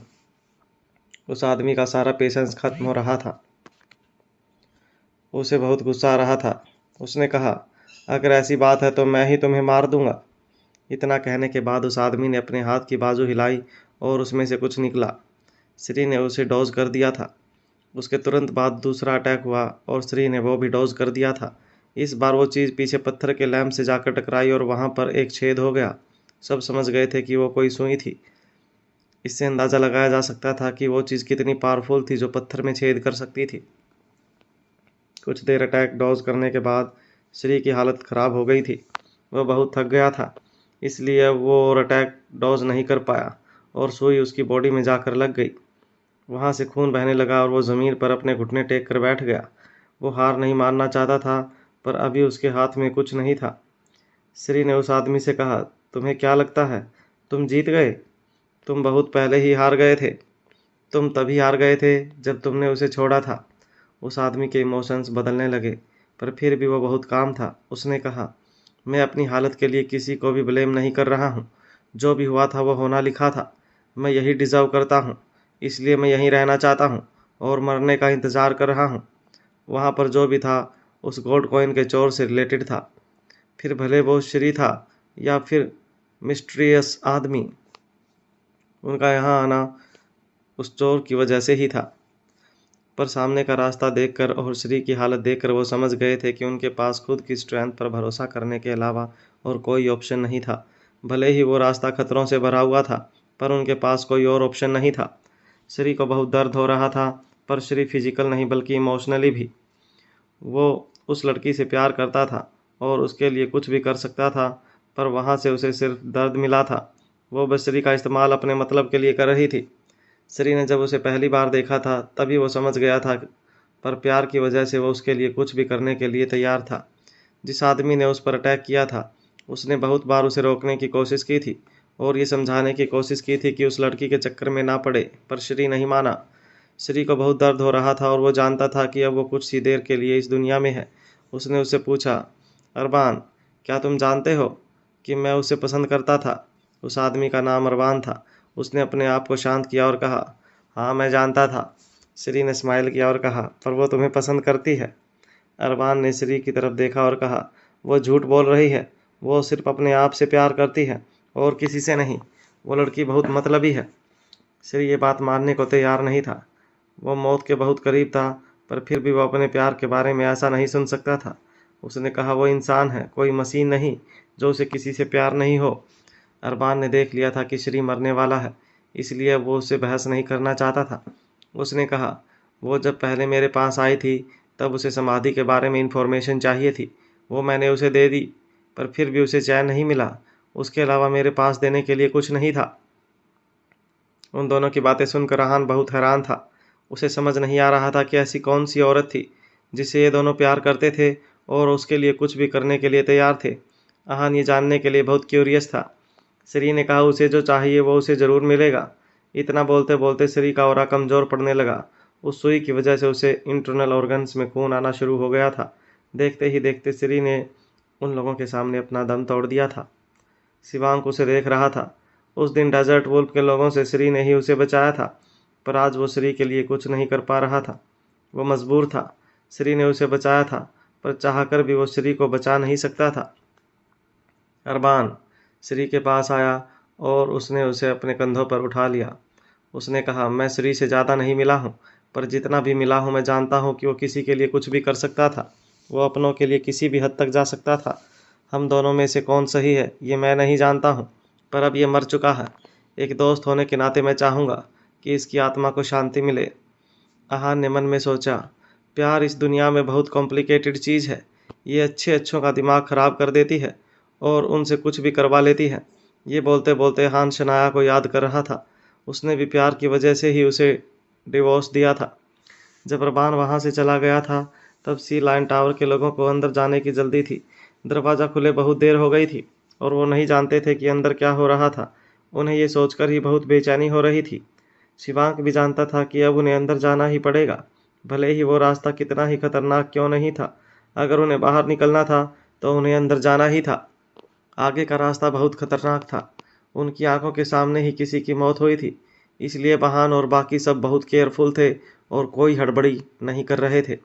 वो गलती से भी किसी भी चीज़ को हाथ नहीं लगा रहे थे, पर रास्ते में उनके साथ कुछ भी नहीं हुआ था। वो स्टोन के दरवाजे के पास आकर रुक गए। वहाँ पर दोनों तरफ अजीब से फिगर बने हुए थे। ऐसा लग रहा था जैसे वो गेट कीपर थे और उस समाधि को गार्ड कर रहे थे। कोई भी उनकी परमिशन के बिना अंदर नहीं जा सकता था। उन्होंने आसपास देखा और अंदर चले गए। अंदर बहुत अंधेरा था और एक सीधा रास्ता था। वो लोग उस रास्ते पर बहुत ध्यान से चल रहे थे। एक पल के लिए भी वो केयरलेस नहीं हुए थे। कुछ देर चलने के बाद वो एक हॉल में आए जो बहुत बड़ा था। वहाँ पर एक बड़ा प्लेटफार्म जैसा कुछ था जिस पर एक सिंहासन रखा हुआ था। उसके सामने एक लड़की खड़ी हुई थी। वो बिल्कुल शांत थी और ऐसा लग रहा था जैसे वो कुछ सोच रही थी। जैसे ही आन और बाकी सब उसके पास आए, उसने पैनिक नहीं किया, क्योंकि वो भी उतनी ही पावरफुल थी। उसने धीरे से अपना मुंह खोला और कहा, हे एवरीवन, आप लोग कैसे हैं? किसी ने भी उसे नीचे दिखाने की कोशिश नहीं की थी, क्योंकि वो जानते थे कि वो लड़की भी बहुत पावरफुल थी। सी लाइन टावर के एक आदमी ने कहा, हम बिल्कुल ठीक नहीं हैं। उस लड़की ने मासूम चेहरा बनाया और कहा, अच्छा, क्या ये मेरी वजह से है? वो ऐसे दिखा रही थी जैसे उसने कुछ गलत किया था। उसे जो जवाब मिला वो बहुत ज़्यादा फार्म था। किसी ने बुलंद आवाज़ में कहा, वो चीज़ हमें लौटा दो। उस लड़की का नाम कोमल था। उन सब की बातें सुनकर वो जानती थी कि अगर वो लोग अंदर आए इसका मतलब ये था कि श्री मर चुका था, क्योंकि अगर श्री जिंदा होता तो उन्हें कभी अंदर नहीं आने देता। उसने पूछा, तुम लोग श्री से मिले? आहान ने जवाब दिया, वो मर चुका है। कोमल आहान को घूरने लगी, पर आहान के चेहरे पर कोई रिएक्शन नहीं था। उसने आहान से पूछा, तुमने उसे मारा है? आहान ने ना में सर हिलाया और कहा, नहीं, उसे मैंने नहीं, किसी और ने मारा है। आहान ने उस इंसान का नाम नहीं लिया था, पर कोमल ने अंदाज़ा लगा लिया था कि वो कौन हो सकता था। फिर भी उसने कहा, तुम लोगों ने ही उसे मारा होगा। आहान ने फिर से कहा, नहीं, हमने उसे नहीं मारा है। इस कन्वर्सेशन से सी लाइन टावर के लोग बहुत परेशान हो रहे थे। वो अपना सारा पेशेंस खो चुके थे और उन्होंने गुस्से में कहा, इस वक्त तुम्हारी बकवास ज़रूरी नहीं है। चुपचाप वो चीज़ हमें वापस दे दो, वरना हमसे बुरा कोई नहीं होगा। कोमल ने अब उनकी तरफ देखा और कहा, मैं सिर्फ अपने दोस्त के बारे में पूछ रही हूँ। माना कि वो मर चुका है, पर इसका मतलब ये नहीं है ना कि मैं उसके बारे में पूछूं ही नहीं। इतना बोलने के बाद कोमल ने उस आदमी के चेहरे पर कुछ फेंका। उस आदमी ने डोज करने की कोशिश की, पर कोमल ने जो फेंका था शायद वो एक जानवर था और उसकी आंखें थी, इसलिए उड़ता हुआ उस आदमी के सिर पर चिपक गया था।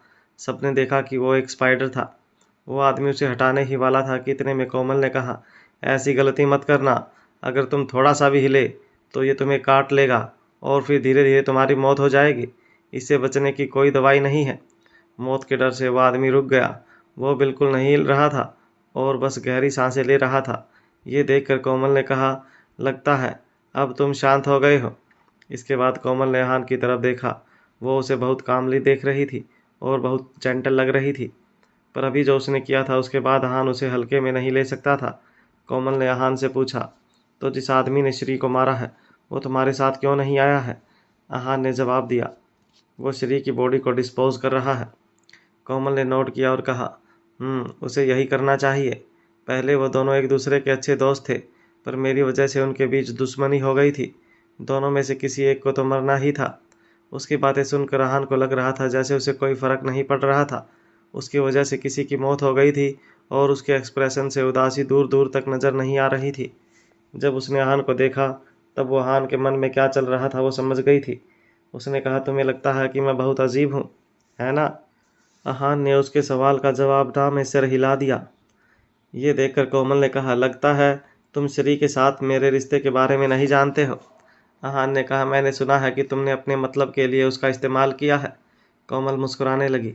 उसे नहीं लग रहा था कि आहान का इवैल्यूएशन कुछ गलत था। उसने कहा, पर यह सब मैंने जानबूझकर नहीं किया था। वो खुद ये करना चाहता था। ना मैंने उसे मदद मांगी थी और ना ही मैं उसके पास गई थी। आहान ने जब उस औरत की स्माइल देखी तब वो समझ गया था कि औरत बहुत मतलबी थी और अपने मतलब के लिए किसी भी हद तक जा सकती थी। आहान ने कहा, मुझे इस मैटर से कोई लेना देना नहीं है। वो श्री का मैटर था और अब वो मर चुका है। और हाँ, वो बहुत पीसफुली मरा है। कोमल थोड़ा चौंक गई थी। उसे लगा कि उसने एक अजनबी के सामने बहुत ज़्यादा बोल दिया था। उसने कुछ सोचा और फिर आहान से कोई बात नहीं की। टॉपिक चेंज करने के लिए वो उस इंसान की तरफ मुड़ी जिसके चेहरे पर स्पाइडर था और उसने उससे कहा, आज मैं तुम्हारी जान बख्श रही हूँ। इतना कहने के बाद उसने हाथ से इशारा किया और वो स्पाइडर उसके हाथ पर जाकर बैठ गया। उसने प्यार से उसे सहलाया। कोमल ने उसे बहुत अच्छे से ट्रेन किया था। तभी वहाँ पर एक इंसान आया। वो उसी पैसेज से आ रहा था, इसलिए उसका चेहरा नज़र नहीं आ रहा था। जब वो वहाँ पर आया तब सबने देखा कि वो अरबान था। सब अरबान को देख रहे थे और अरबान की नज़र सिर्फ प्लेटफॉर्म पर खड़ी कोमल पर थी। कोमल ने कहा, मुझे उम्मीद नहीं थी कि तुम यहाँ पर आओगे। कहीं ऐसा तो नहीं है कि तुम मुझे ढूंढते हुए ही यहाँ पर आए हो। अरबान ने कहा, मैं यहाँ आया तो हूँ तो तुम्हें ढूंढते हुए ही था। पर कोमल ने कहा, पर अब तुम ऐसा सोच नहीं रहे हो। फिर तुम यहाँ क्यों आए हो? अरबान ने कहा, सब कुछ पहले जैसा ही है, पर अब मैं चाहता हूँ कि तुम और मैं यहाँ पर साथ में मरें। मैं मेरे दोस्त श्री का दुख कम करना चाहता हूँ। अरबान अब ऐसा इंसान था जो प्यार में मरना चाहता था। उस दुनिया से, उसकी मोह माया से अब कोई मतलब नहीं था। अब अगर वो अपने प्यार के साथ मर सकता था तभी उसे सुकून मिल सकता था। अरबान की ये बात सुनकर कोमल के चेहरे के एक्सप्रेशन बदल गए।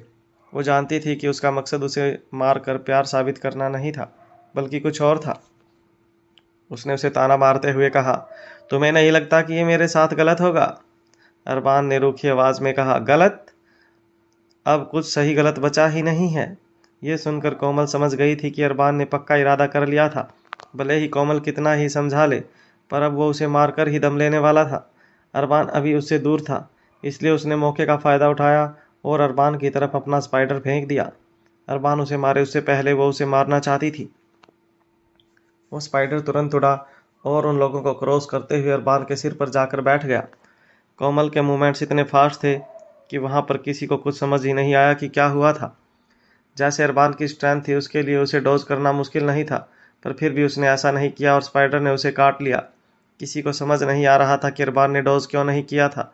जब वो श्री को मार सकता था तो फिर खुद को बचा भी सकता था। कोमल की आंखें बड़ी हो गई थी और उसने कहा, तुम जानते हो ना इस स्पाइडर के जहर का कोई इलाज नहीं है, फिर तुमने ऐसा क्यों किया? अरबान का चेहरा सफ़ेद पड़ने लगा था। जहर अब असर कर रहा था। उसने कहा, मैं ये बात जानता हूँ। कोमल ने कहा, फिर तुम पीछे क्यों नहीं हटे? कोई जाने या ना जाने, पर मैं जानती हूँ कि तुम डोज कर सकते थे। अरबान ने कहा, मैंने ये सब कुछ जानबूझकर किया है। श्री ने मुझसे कहा था कि तुम मुझसे प्यार करती हो, इसलिए मैं तुम्हें टेस्ट करना चाहता था। क्या उसने जो कहा था वो सच था? सबको अरबान की ये हरकत बहुत बचकानी लग रही थी। किसी का प्यार जानने के लिए अपनी जान खतरे में कौन डालता है? सबने सोचा कि अरबान का दिमाग प्यार में ख़राब हो चुका था, इसलिए उसने ये हरकत की थी। कोमल ने उसकी तरफ देखा और कहा, तुम्हें जवाब मिल गया? अरबान ने हाँ में सर हिला दिया। प्रभात ने तुरंत अरबान के प्रेशर पॉइंट्स को सील कर दिया था, पर इससे कोई फर्क नहीं पड़ने वाला था, क्योंकि वो बस उसकी मौत डिले कर रहे थे। उसका मरना तय था। अरबान की हालत बहुत ख़राब होती जा रही थी। वो ज़मीन पर गिरा हुआ था। उसने कोमल की तरफ देखा और धीरे से कहा, मैंने सही सोचा था, तुम सिर्फ अपने आप से प्यार करती हो। कोमल ने उसकी तरफ देखा और कहा, अगर तुम ये बात पहले समझ जाते तो फिर आज तुम और श्री नहीं बल्कि मैं मरी होती। जैसे ही कोमल ने अपनी बात कही थी, अरबान ने अपनी आंखें बंद कर ली थी। अरबान को जवाब मिल गया था, पर जवाब बहुत महंगा था। उसे अपनी जान गंवानी पड़ी थी। प्रभात ने उसकी पल्स चेक की और कहा, यह अब इस दुनिया में नहीं रहा है। किसी की भी मौत इंसान को थोड़ा मायूस कर देती थी, पर जब आहान ने कोमल की तरफ देखा तब उसके चेहरे पर कोई रिएक्शन नहीं था। ऐसा लग रहा था जैसे उसे कोई फ़र्क ही नहीं पड़ रहा था कि दो लोग जो उससे प्यार करते थे और जिन्हें उसने इस्तेमाल किया था, वो मर गए थे। एक उसकी वजह से मरा था और एक को उसने खुद मारा था। अगर उसके मन में शिद्दत वाला प्यार नहीं होता तो कोई भी किसी के लिए जान नहीं देता। अहान जान गया था कि वो दोनों उस लड़की से बहुत प्यार करते थे। लोगों को अपनी पूरी ज़िंदगी में ऐसा प्यार करने वाले लोग नहीं मिलते, पर कोमल को 2 लोग मिले थे, पर उसने एक की भी कदर नहीं की थी। और वही उन दोनों लड़कों को ऐसी पत्थर दिल लड़की से प्यार हुआ था। अहान ने रूखी आवाज़ में कहा, वो मर गया है। कोमल बिल्कुल उदास नहीं थी। उसके सामने किसी की मौत हुई थी, पर उसे कोई फर्क नहीं पड़ रहा था। उसने कहा, तो तुम क्या कहना चाहते हो कि उसकी मौत मेरी वजह से हुई है? मैंने उसे मारा है। जब वो यहाँ आया था तब उसने क्या बोला था, तुम भूल गए हो क्या? अगर मैंने ऐसा नहीं किया होता तो वो मुझे मार देता। तुम बताओ, मैं अपनी जान बचाती या उसे बचाती? कोमल के वर्ड्स बहुत रिजनेबल थे। प्रैक्टिकली जो कोमल ने किया था वो सही था। सबने सुना था कि अरबान ने क्या कहा था। अहान जानता था कि कोमल गलत नहीं थी, पर फिर भी उसने कहा, तो तुम्हें लगता है कि तुमने कुछ गलत नहीं किया है? अहान उसके आगे कुछ बोल पाता उससे पहले कोमल ने कहा, मैंने कुछ गलत नहीं किया है। अहान ने उसे घूरा और कहा, तुमने तो उन्हें तभी मार दिया था जब उन्हें तुमसे प्यार हुआ था। ये तो बस उनकी मौत अब तक डिले थी, जो अब हो गई। तुमने 2 लोगों को मारा है और ये तुम्हारी गलती है। ये सुनकर कोमल को बहुत गुस्सा आया और वो अहान को घूरने लगी। ऐसा लग रहा था जैसे वो अभी अहान पर अटैक कर देगी। इस वक्त वो स्पाइडर वापस उसके कंधे पर आ गया था। उसका गुस्सा देखकर भी अहान पैनिक नहीं हुआ था, क्योंकि उसके साथ प्रभात थे। उस तक पहुंचने के लिए उसे प्रभात का सामना करना पड़ेगा, जिससे वो नहीं जीत सकती थी। आखिर प्रभात ग्रैंड मास्टर थे। कोमल भी ये बात जानती थी, इसलिए उसने हड़बड़ी में कुछ रिएक्ट नहीं किया था। वो जानती थी कि वो ग्रैंड मास्टर को नहीं हरा सकती थी, पर वहाँ कुछ ऐसे लोग थे जो बहुत बेचैन थे और बिना सोचे अटैक करने के लिए तैयार थे।